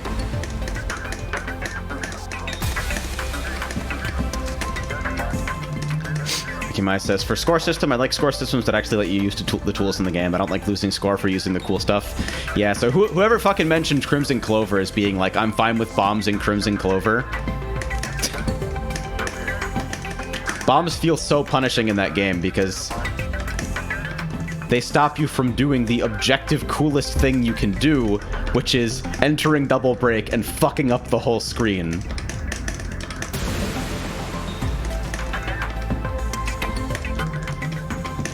You enter double break and then it's ripping coding because the screen floods with more star items than something should realistically be able to render at all. Oh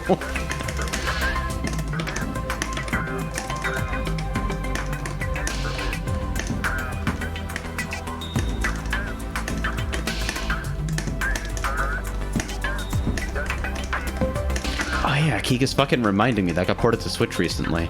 My Switch isn't with me at the moment, or at least not my legit Switch. Because one of the housemates took it on a trip up to see family. It's like, fuck, man, you're gonna be, like, alone in the wilderness for 2 weeks. To say nothing of the fucking 10-hour train ride both ways. At least fucking take Octopath Traveler with you.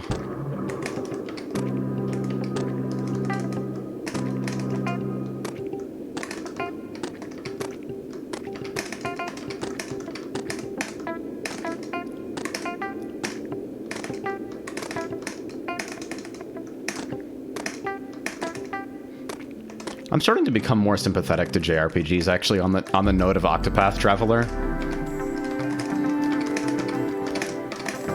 Just sitting down with the fucking housemates and playing for a while, and realizing that the actual function of gameplay in JRPGs might principally be to provide you with something to do while you're in a world that's somewhat cozy.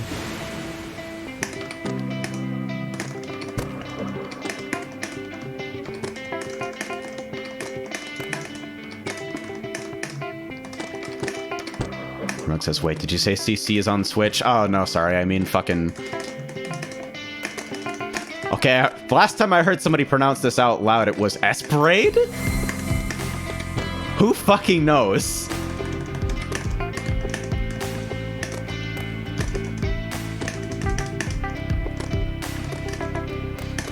Keek says, thanks to my sudden half-year and going strong obsession with the Tohos, I've been brainstorming / lightly planning a Toho shmup fan game. Tell me you're in your fucking Damakufu phase. Tell me you're fucking absorbing all of that. That was a happy time in my life.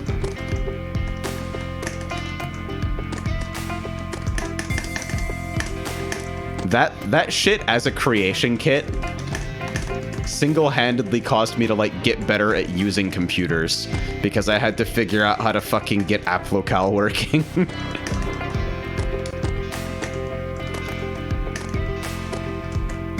Oh shit.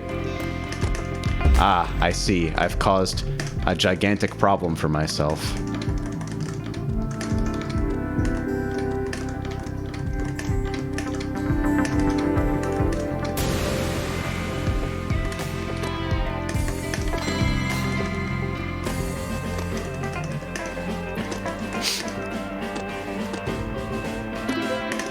Anyway, what I was like, hey, what if I just tie point item values to the Danganronpa rescue system? Why? Because I'm a genius. I can design video games however the fuck I want. I think that is how every good video game ever has been made.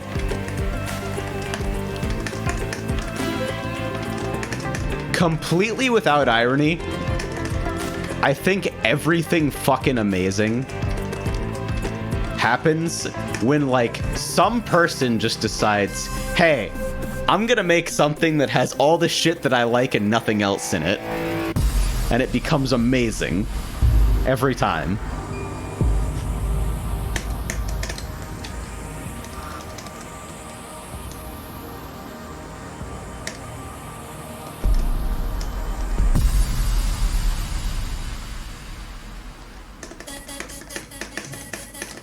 Oh, hey. Here's the last stage in the game, by the way. We got there while I was fucking screaming about other game.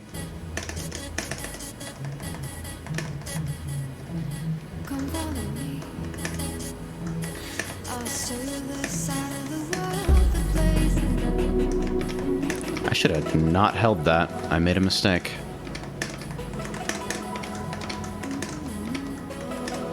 Can I spin a T in there in a second? I'm sure I can. Yeah, there we go.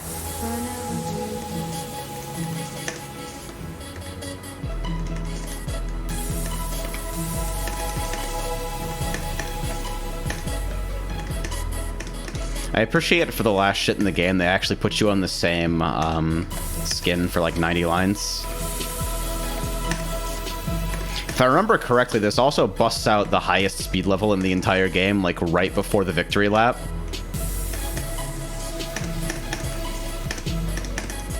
Okay, fine. Both of those pieces were terrible.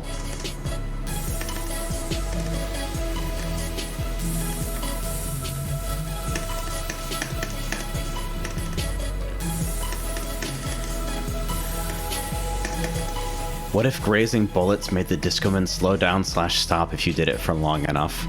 Fucking genius, actually. See, stuff like graze systems are some of my favorite examples of risk-based scoring because they're just so fucking simple. You just do the dangerous thing and get points directly. Easy. What could be better?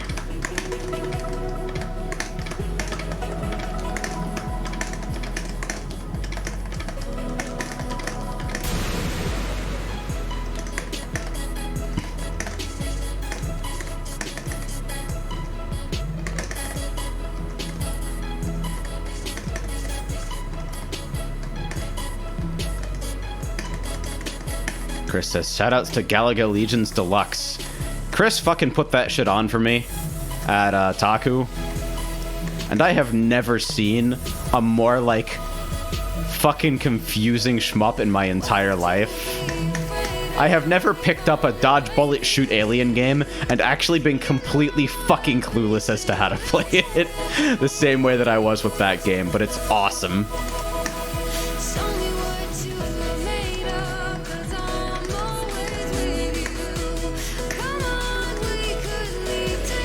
Oh yeah, photosensitivity warning for this entire part, by the way. Although, if you didn't know that, you might already be dead, so... sorry.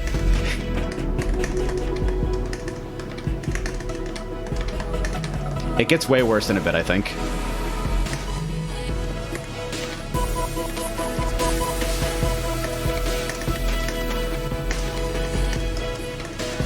I actually wonder if stream encoding helps soften that for people who are photosensitive. Oh, for fuck's...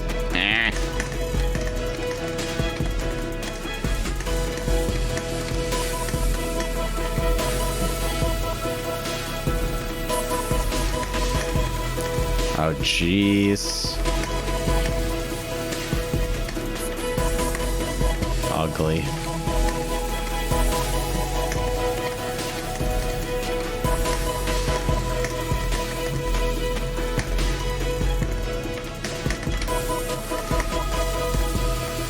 I wonder if I can zone out of this now.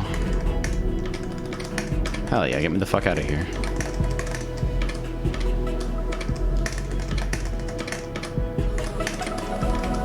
I probably could have held that for a second.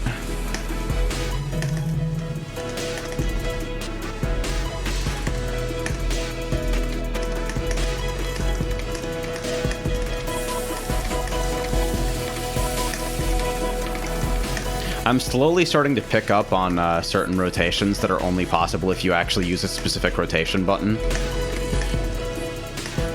For the most part, I'm still one of those fucking brainlets that only uses one rotate button, which I think is approximately everyone who has ever played this game. And my shame over that is mostly a product of, fucking... Oh, there he is. Yeah, there we go. It goes 20G right at the end. Except I think it's soft 20G. Like, stuff appears instantly on the ground, but I don't think it follows the same rules as, like, M1 speed. Here's the part, by the way.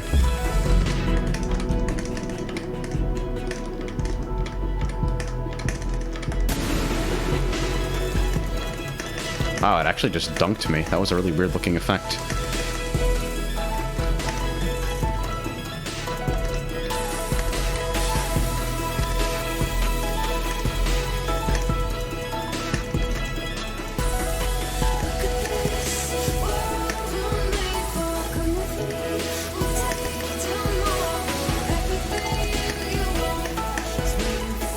Yeah, there are no hard drops now. There is only mild fear.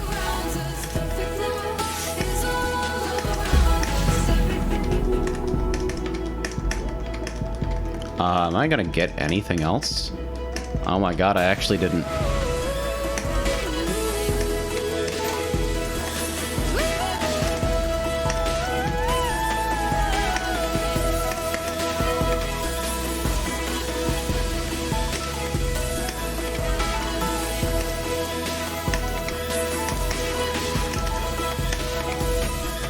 Says the Tetris reminds me of Luminous. I fucking wrote an article about that. Thank you for being like one of the only people who understands.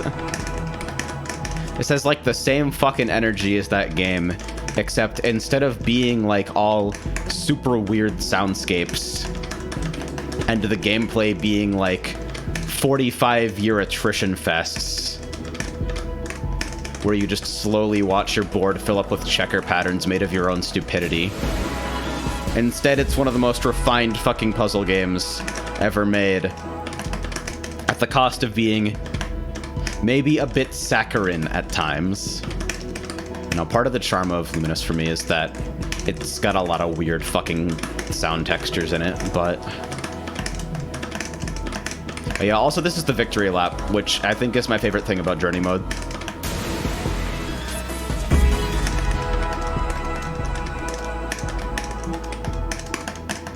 Also, in case anyone goes looking for that article thinking that it's actually worth anything, it's not. It's a piece of shit that I wrote when I was super emotional, but just, like, know that I have these feelings.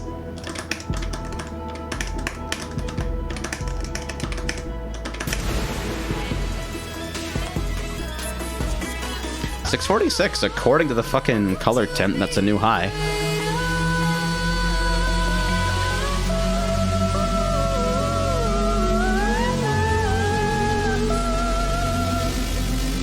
Please enjoy this 20-year sequence.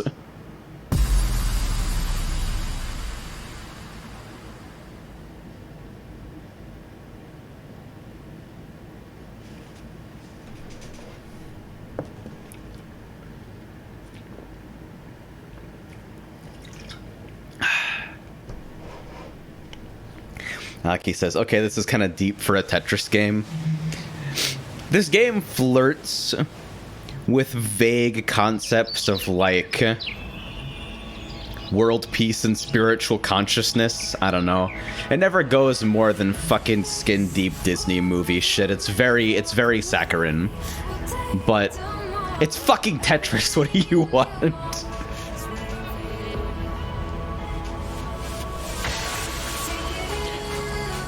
For the most part, it's just a really fucking fun ride.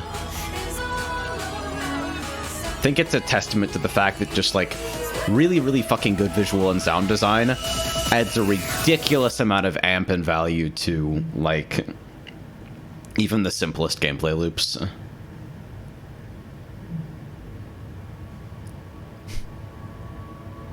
Like, the exercise is, like, playing this versus, like, playing Nulpomino with the sound muted. Still fundamentally the same game, and Nulpo even fucking controls better and faster and more fluidly. But this is punching you in the head repeatedly. Alright. Get me out of here.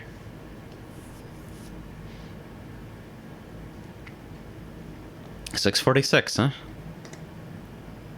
I also like how it completely gives up on trying to track your time after a while. It's just, I don't know, fuck it, man. You've been here like an hour or something.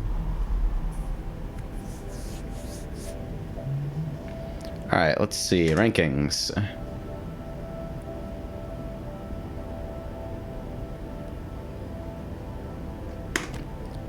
We're looking for Journey Total Area High Score Expert. Actually, Area High Score is like some of Best's type stuff. Although I can check that. 151 worldwide. Area High Score. 80 worldwide total score. Wow. Actually a significant bump. It's pretty cool. Let's see what the top of the leaderboard looks like. Still legit. That 1,089 is pretty hilarious, but I don't know, Wumbo's up there.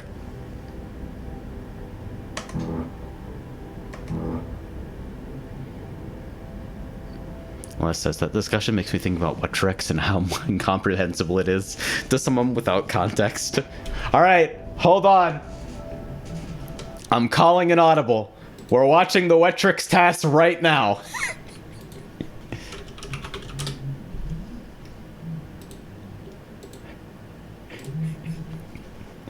Here we go. I don't even have fucking lighting set up. Hello. Let's see. I don't know if this is loud, so I apologize if it is. Here we go.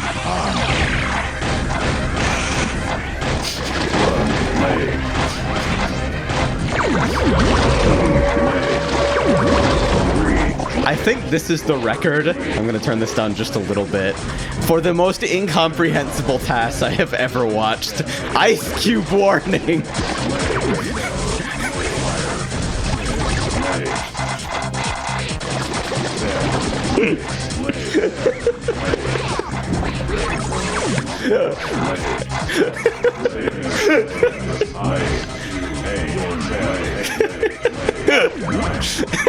It's just so much. 9 lakes.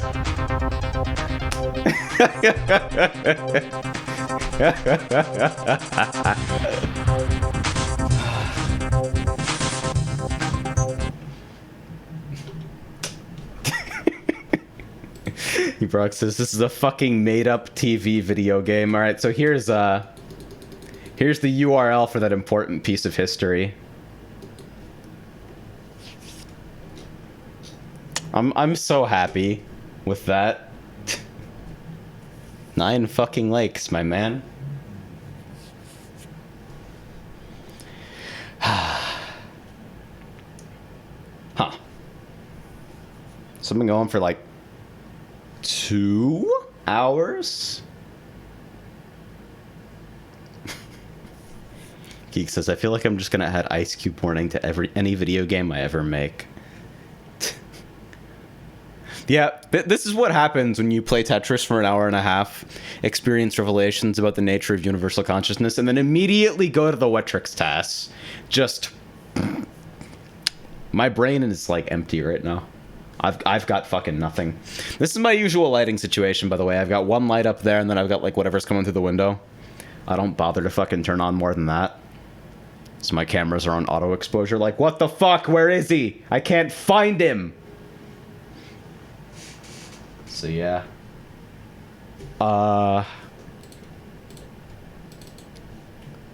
What the fuck am I doing with my life currently? I've already got the arcade controls out.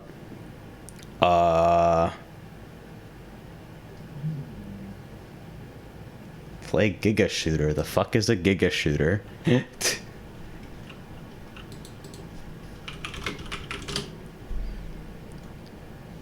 Alright, searched on Steam, got nothing.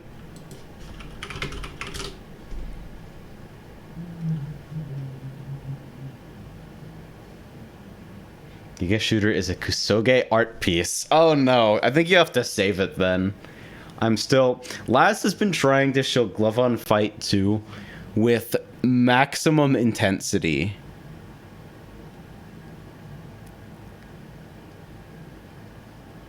I almost want to tell you to, like, throw it in KSC.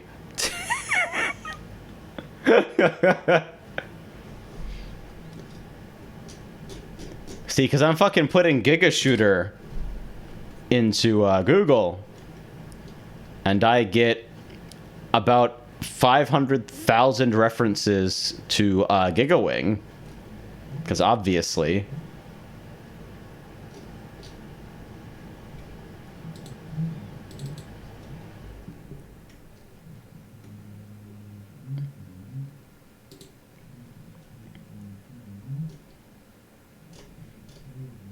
Play Jump Night or whatever that game you got last stream was. Jump King. Subtitled, There is a Smoking Hot Babe at the Top.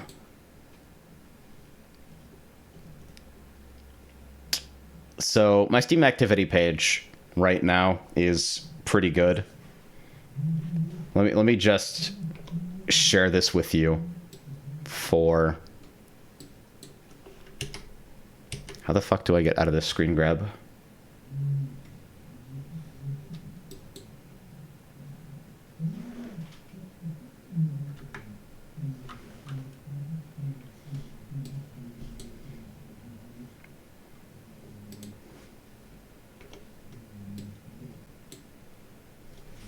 So let me just share this with you.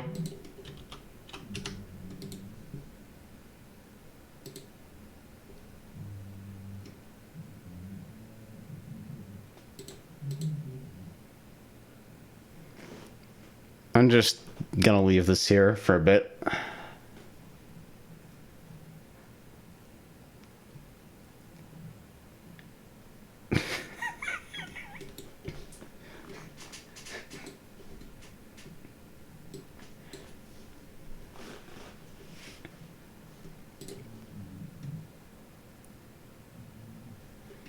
So here's GIGA Shooter.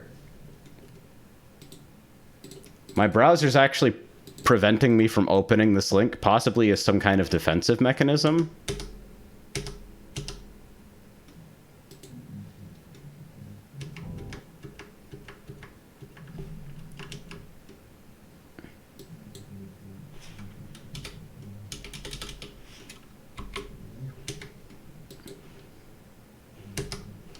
Oh, I see. I know what's going on. There's, okay, my fucking screen capture thing was bugging out. Good to know that I don't want to use that ever, actually. Disclaimer, I have never played it, just seen a video.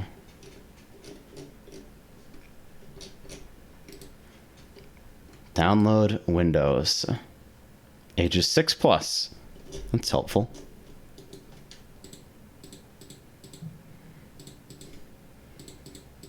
So disclaimer, if this microwaves my brain, the stream's over.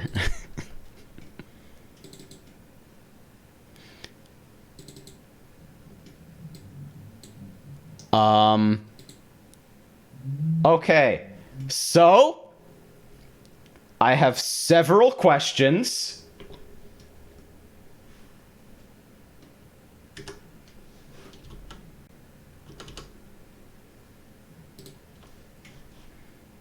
One of them is,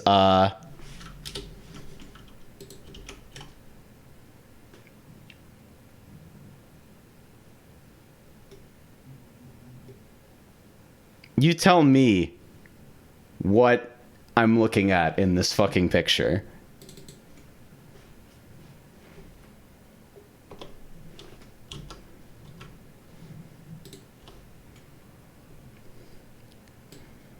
And then I tab into the karaoke folder.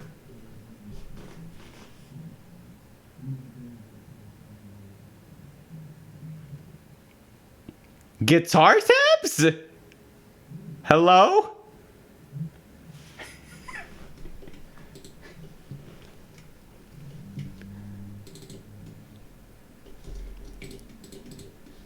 Real thing, by the way. It's just out there.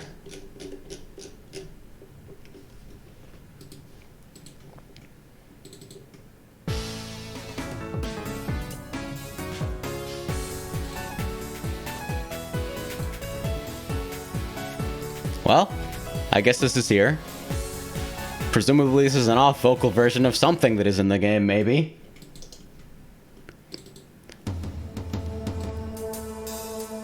Okay, you know what? I'm actually going to turn on my display capture completely on its own. Because you need to understand something about the way this game fucking opened.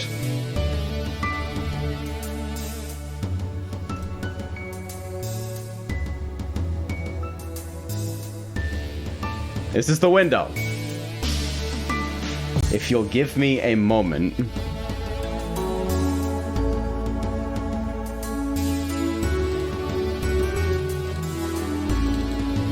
If I window capture this, does it summon God?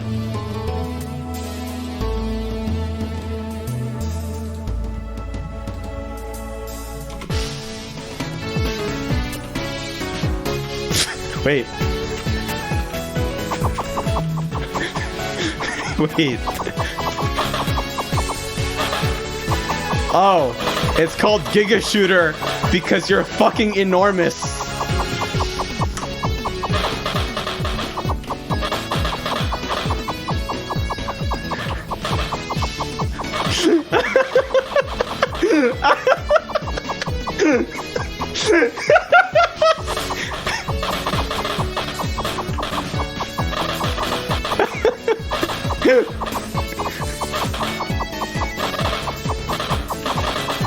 Oh my god.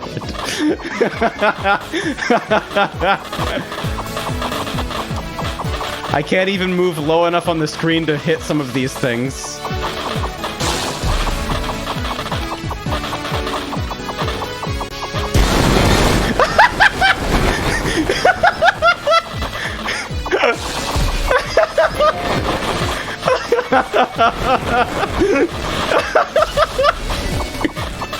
Akimai asks, where is your hitbox? I think it's everywhere.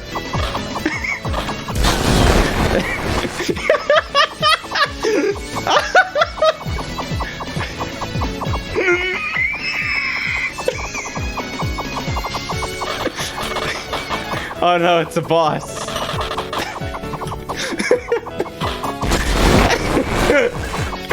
Am I taking... Does anything bad... Oh, I'm losing ship. Okay.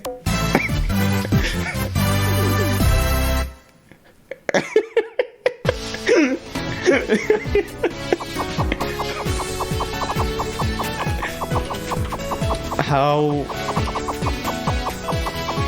I can't even move up far enough to fucking...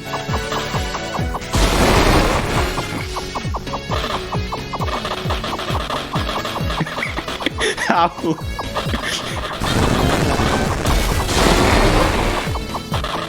Who made this?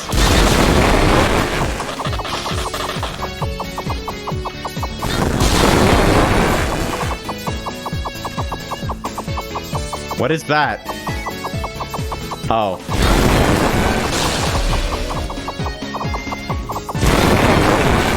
Interesting enemy behavior pattern.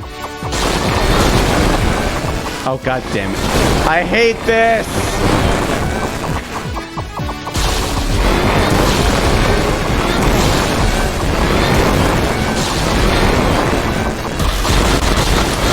What?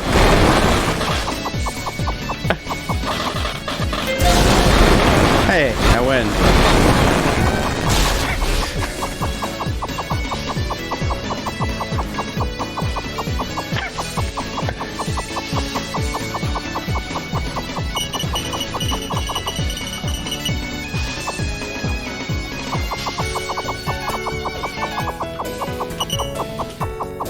Hey there.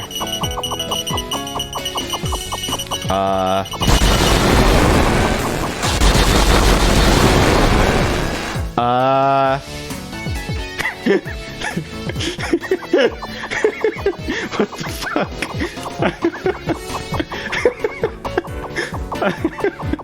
No! Oh god. Oh. I've only got one cannon left. Shit.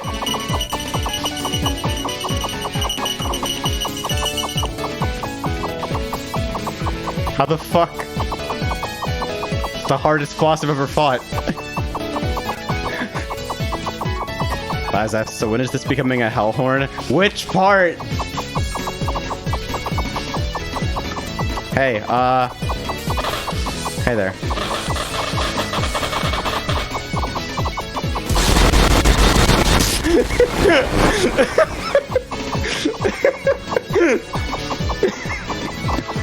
It's dynamic difficulty. As you get hit more, your hitbox shrinks.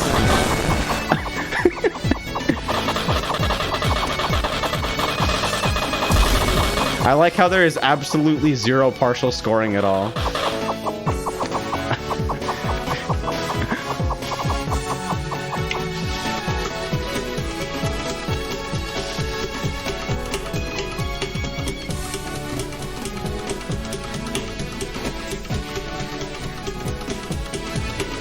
So, is it coming back?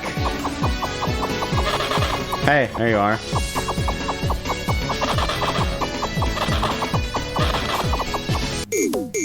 I win.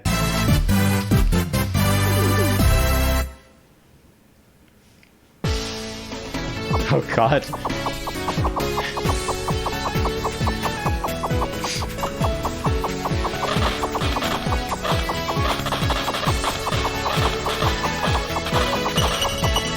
I see.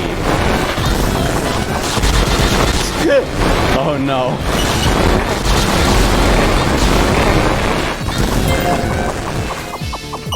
Oh no! No!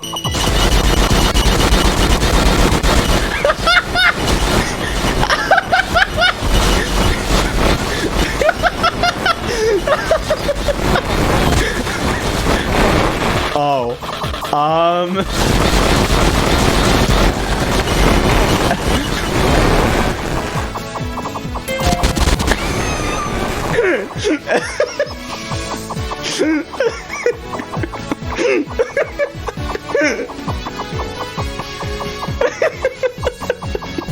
This power placement is fucking trolling.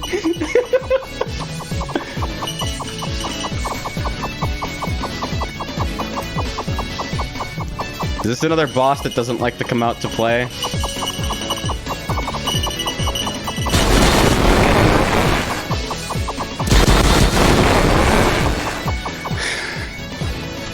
I can't, dude. Stop. Escape. Oh, there's a turtle on it. Wait. Oh, shit.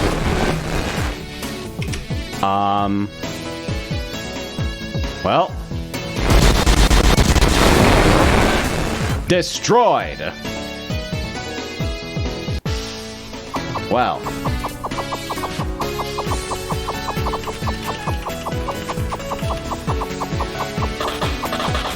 Well.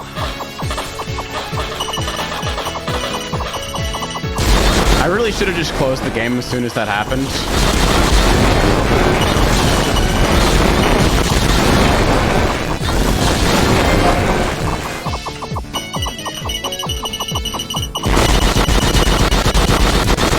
Oh, we lost one. Shit.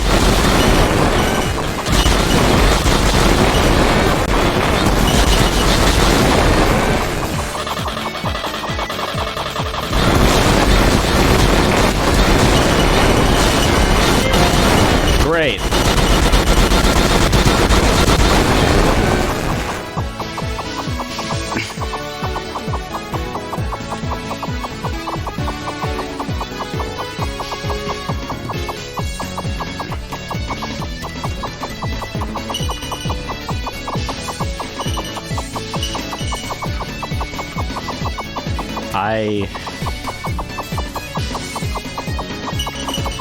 I guess it shouldn't surprise me that this game doesn't seem to have any, like, lives or structure of that kind.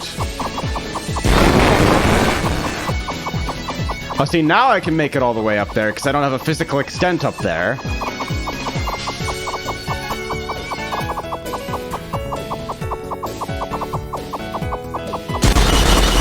Cool. Oh.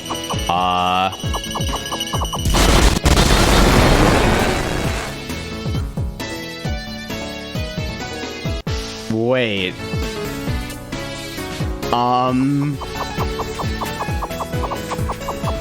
So do I have to have both cannons to kill it in time? The sound is like I'm not even doing any damage. It's the same sound that the fucking walls make.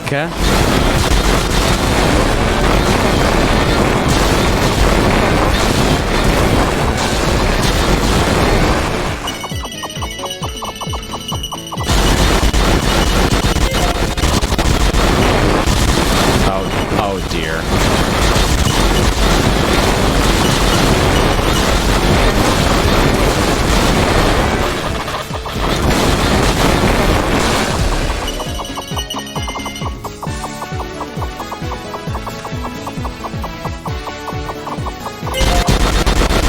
Fucking...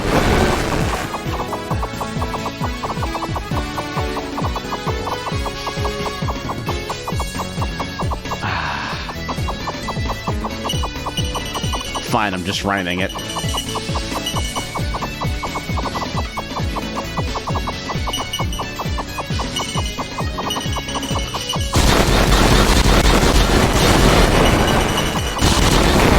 Do I have enough ship to ram it sufficiently?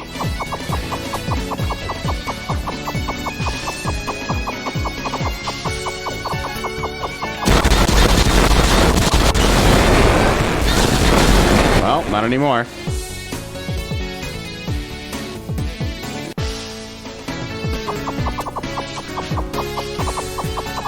I hate that I'm now actually putting investment into this.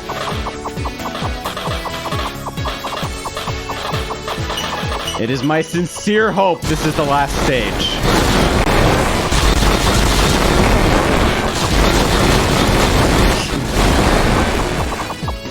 Yeah, I think I just need to come through with a fuck ton of ship.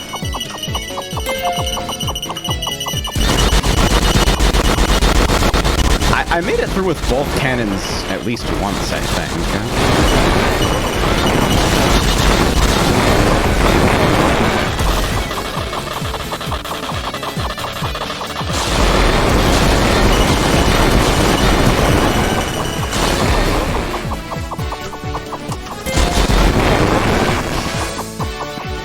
Alright.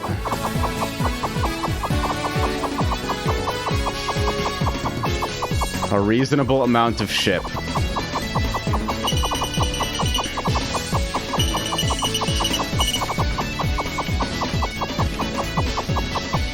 think the worst part about this is how long the turtle fucking takes to appear.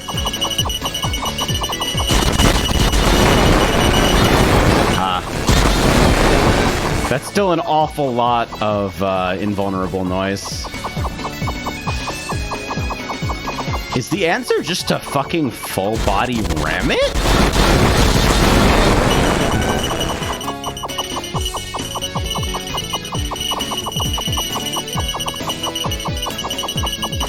Or am I meant to somehow get around the fucking wall? That can't be impossible. That's gotta be impossible, I mean. Alright, so I just take the whole ship through, and then ram it from behind. Because I've got more ship in that direction than the other direction.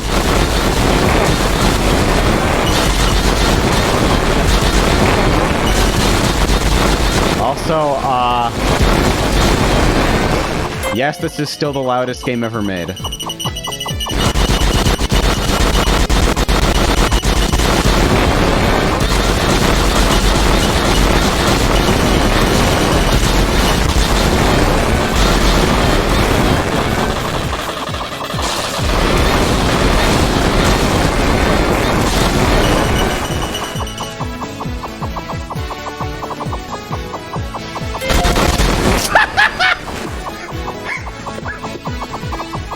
Well, I guess it still exists while it's off screen. There you go.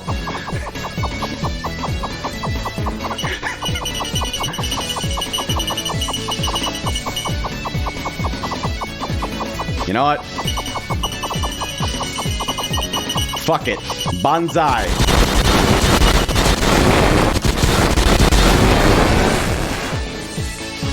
It's a good shot. That actually feels like it was closer for some reason.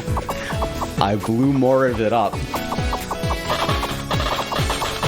I wonder if that is actually the intended, like you literally just full on straight ahead ram it.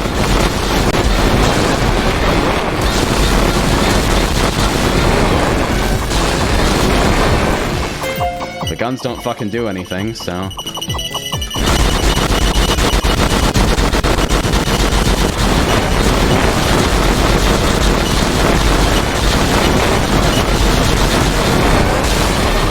The only reason I need a working gun is for this. Oh, shit.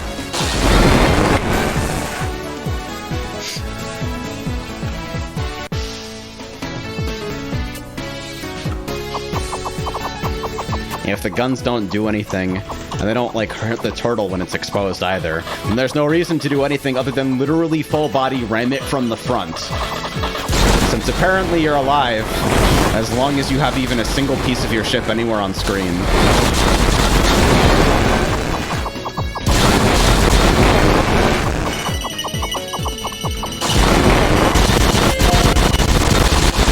Shit, almost.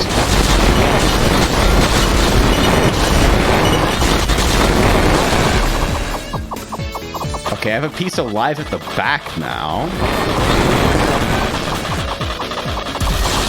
Not anymore.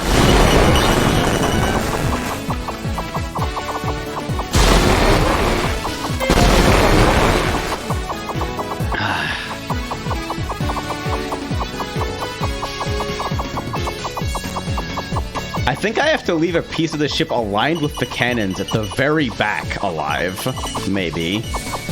So I can pick up the heel as far forward on the screen as possible.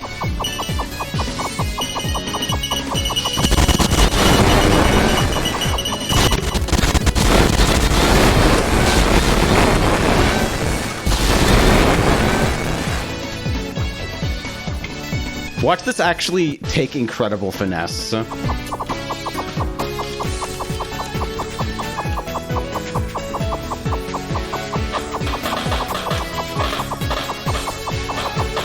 It would help a lot if I had fucking 2 cannons going into that last section.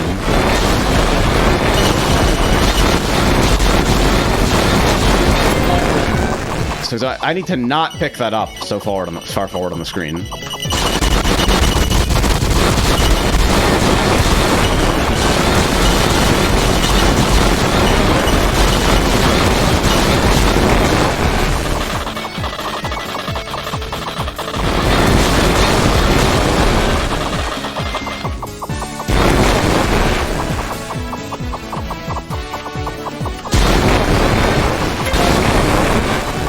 That might be it.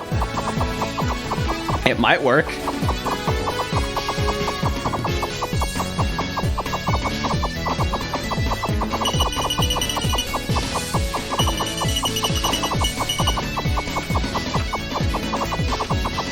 So Chad is already keeping secrets from me. Wonderful.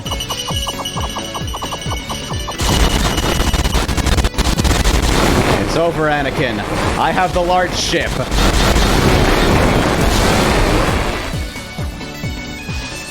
So now I just need to fucking... There we go! A victory!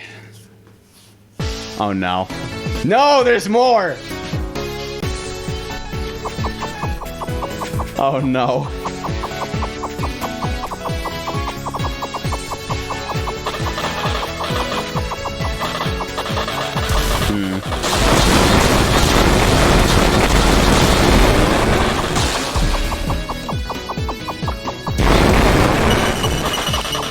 What?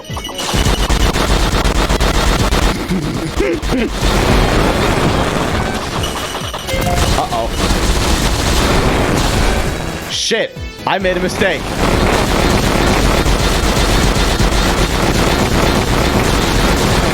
No, I didn't. I'm the best.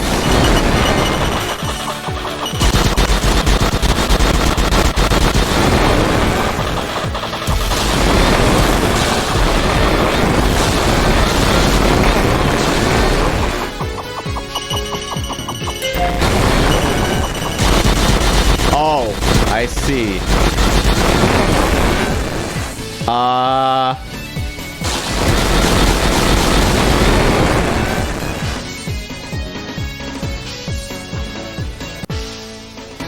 Okay.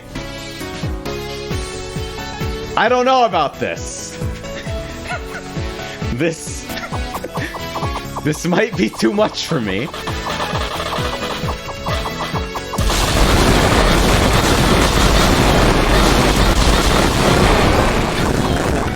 The wall of ducks is so powerful.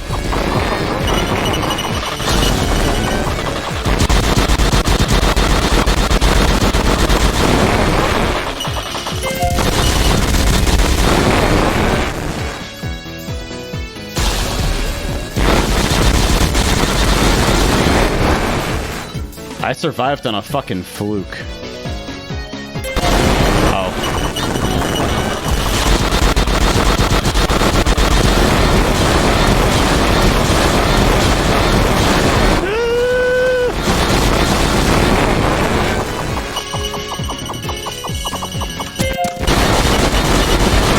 Yes!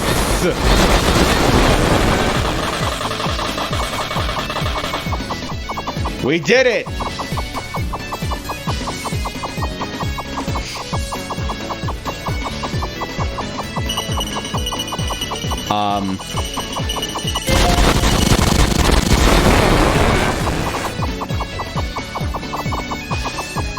That's not the boss, is it?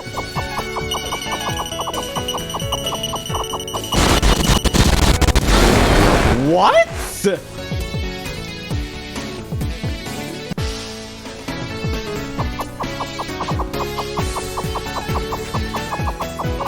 But how?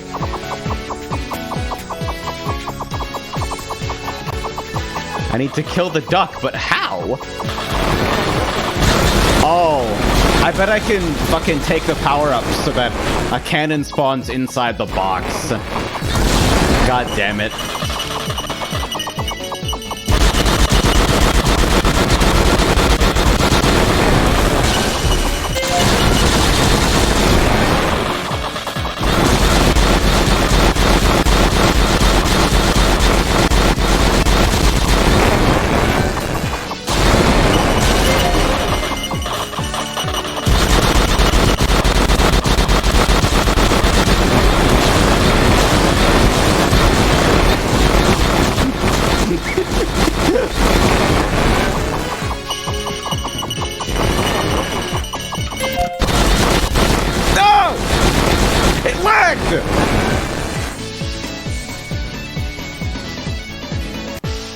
Access. Is this the new Venbo Gam? This is actually Monolith Relics of the Past.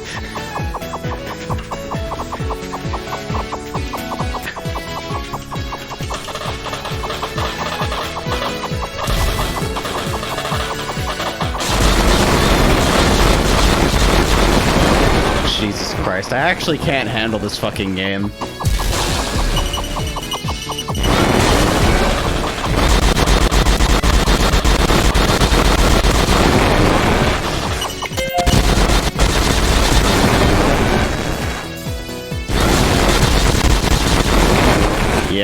Taking that one cannon is definitely like...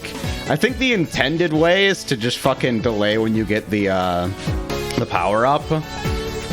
But one cannon's also fine. Giga shipping card! No! With these exact sounds. And every frame is this exact sprite.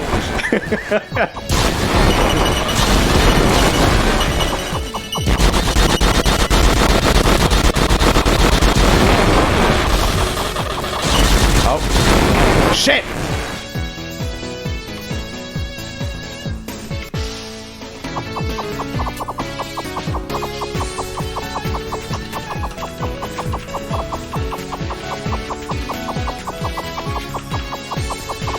Okay, so I know somebody's watched a full playthrough of this.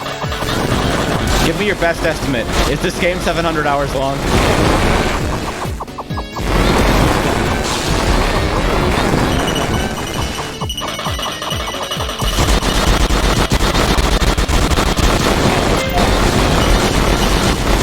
This is the final stage. Okay, thank you. Because it feels like I've been here for 3 weeks.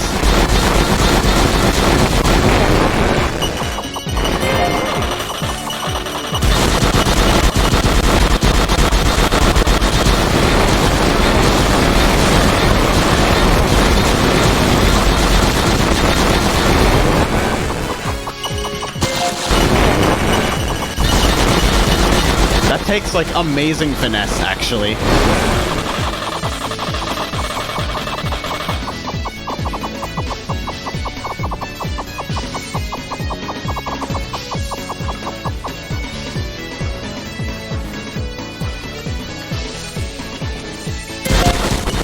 God damn it.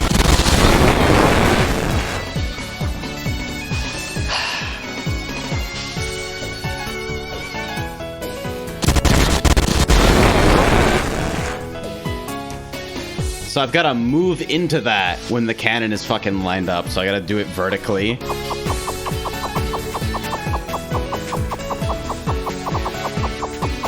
Since I still have, like, ship remaining.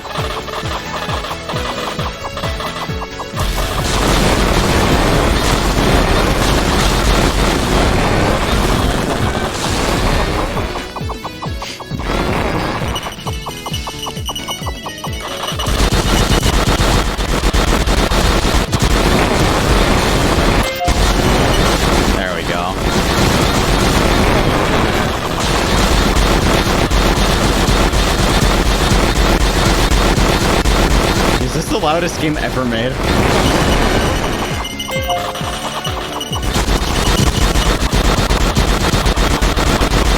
Oh, I'm so fucked. We're not gonna make it! We made it!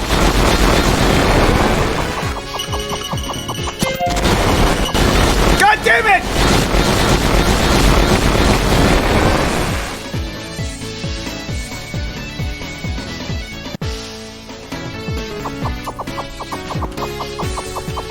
This is called GIGA SHOOTER, Sir Regulus.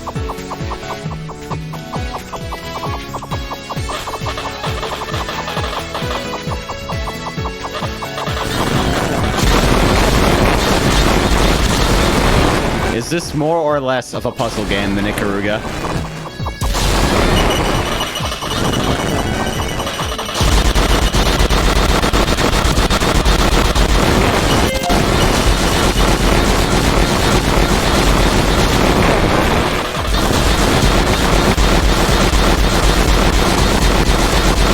I'm looking at my audio meters and just laughing my fucking ass off.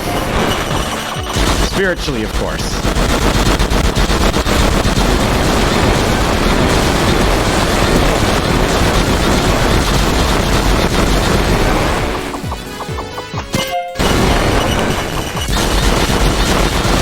The fact that you have to adjust back down somehow is killing me.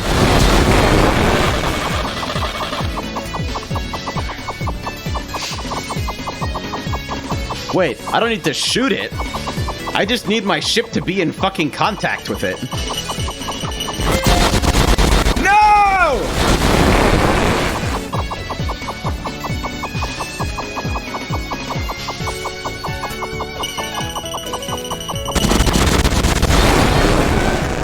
Almost.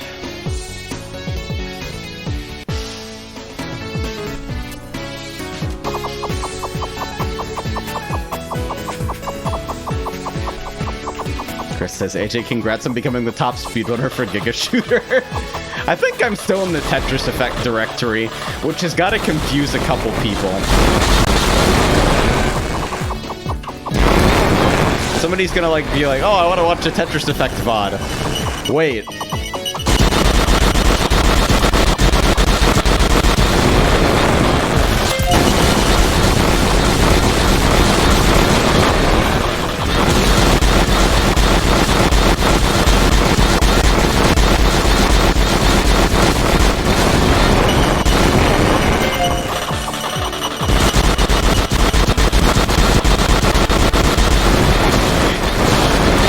I like how we went from the game with the best audio design to the game with the best audio design.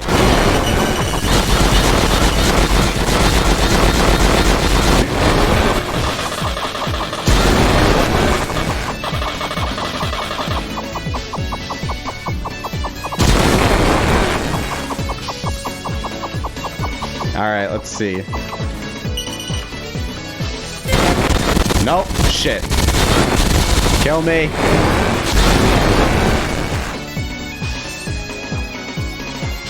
God damn it. Hey, wait, I still had ship left. You didn't draw the new frame, asshole.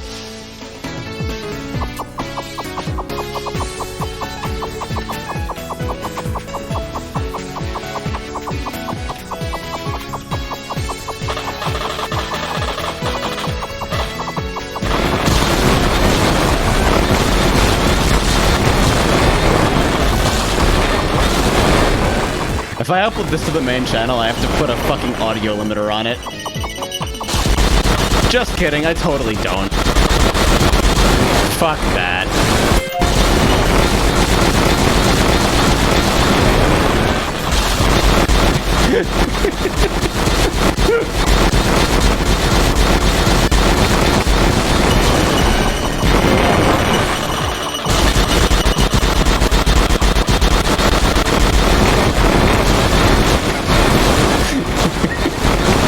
Brooke says, I ran into my downstairs neighbor today. It's a friend who moved in recently. Asked to tell him if my bass speakers bother him. He says he hasn't heard anything yet. What a fool. Rest in peace, your neighbor.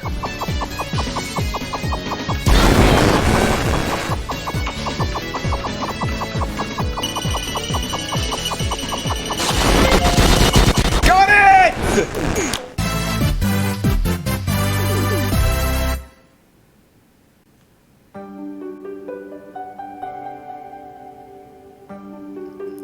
Gonna need a translator immediately on this.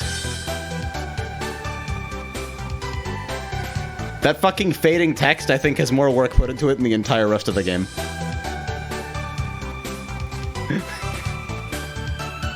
We did it.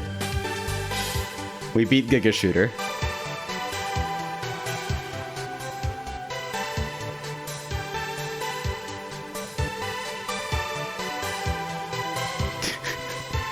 The fucking... the photo backgrounds. Oh, God. I'm so happy with this.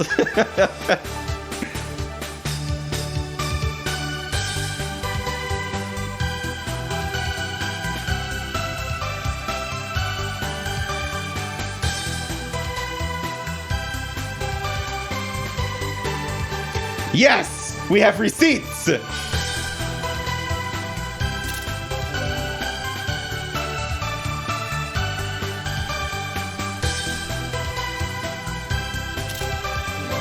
I'm taking so many fucking photos.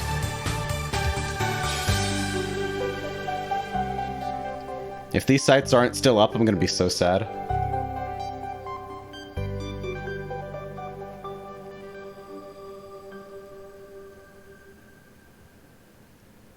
We did it! I want to believe that the game just hangs here forever.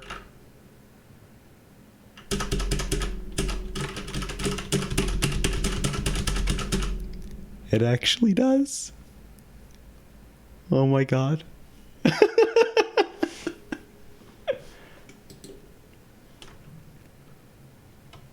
So,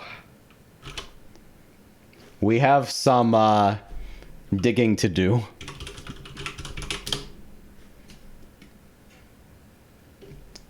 Pakutaso.com. I can't tell whether this is a parked domain or whether this is just what Japanese web design is.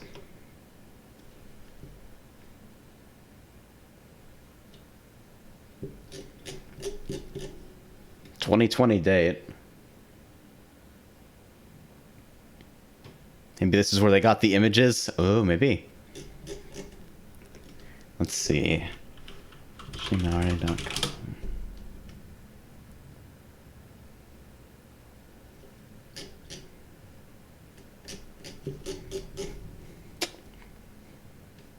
Yeah, Japanese web design is so fucking clean. Alright, so yeah, I see, yeah. I think it's this kind of deal.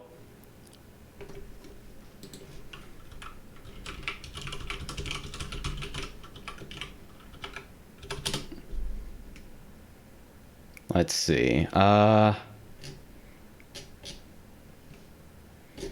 we have the Nico video playlist, which seems to be a program that serves curry over rice in image files. Nico Video is going to tell me to fuck off and turn around in a second, I'm sure.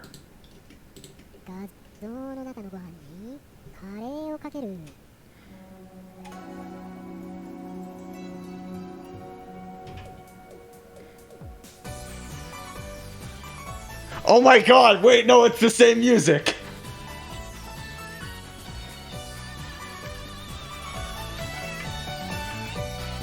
What does this mean?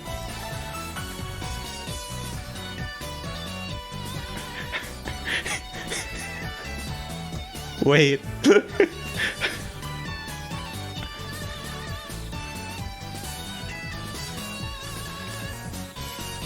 Yeah, this is the exact same thing.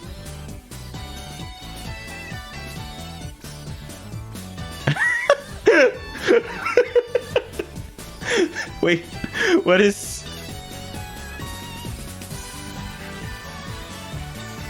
What is this for?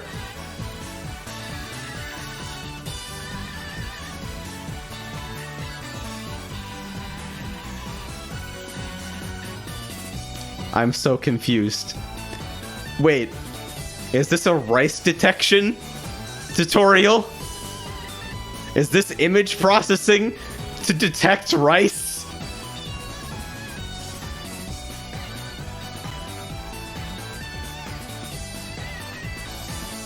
What the fuck?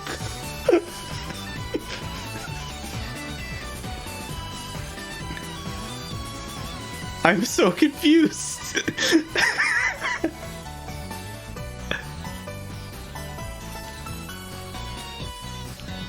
Oh.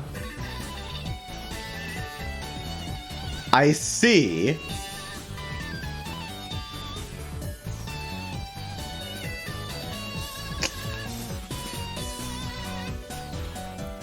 Huh.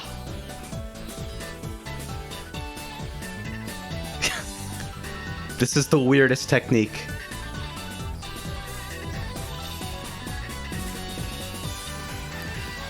This is the most specific thing.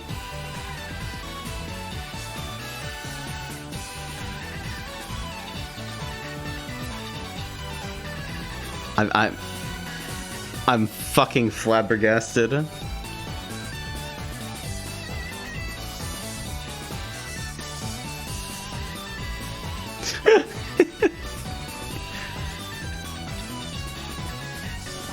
Automated rice detection. I wanna die.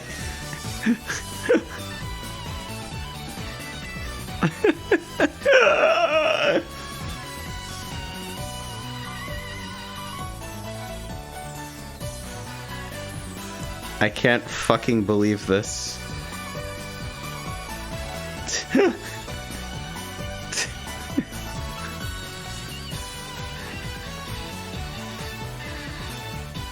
Okay.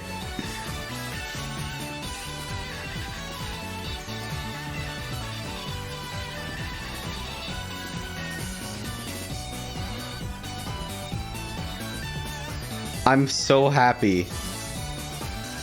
I'm so fucking happy this exists.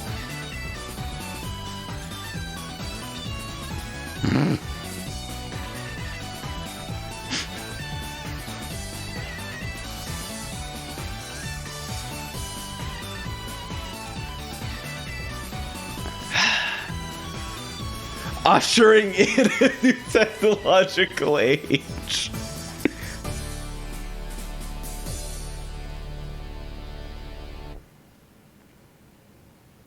Yep. Program, movie, and music. There you go. One-man project.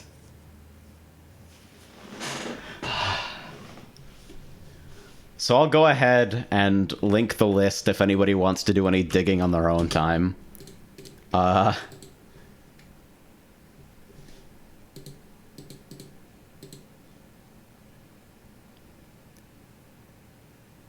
Chris bought me Fantasy Strike, and I feel bad that I do not have the remaining brain power to actually play it today. Tyron, another year, another Sterling game gifted it to you. At least I confirmed this one worked before sending it to you. See you at Taku, buddy. Best wishes, Chris. Thank you, Chris. I think this one is probably next, but I don't... Please understand that I have to be done with video games today.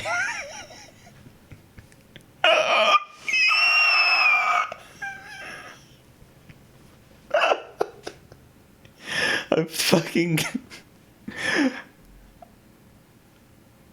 How? I'm done. Good night.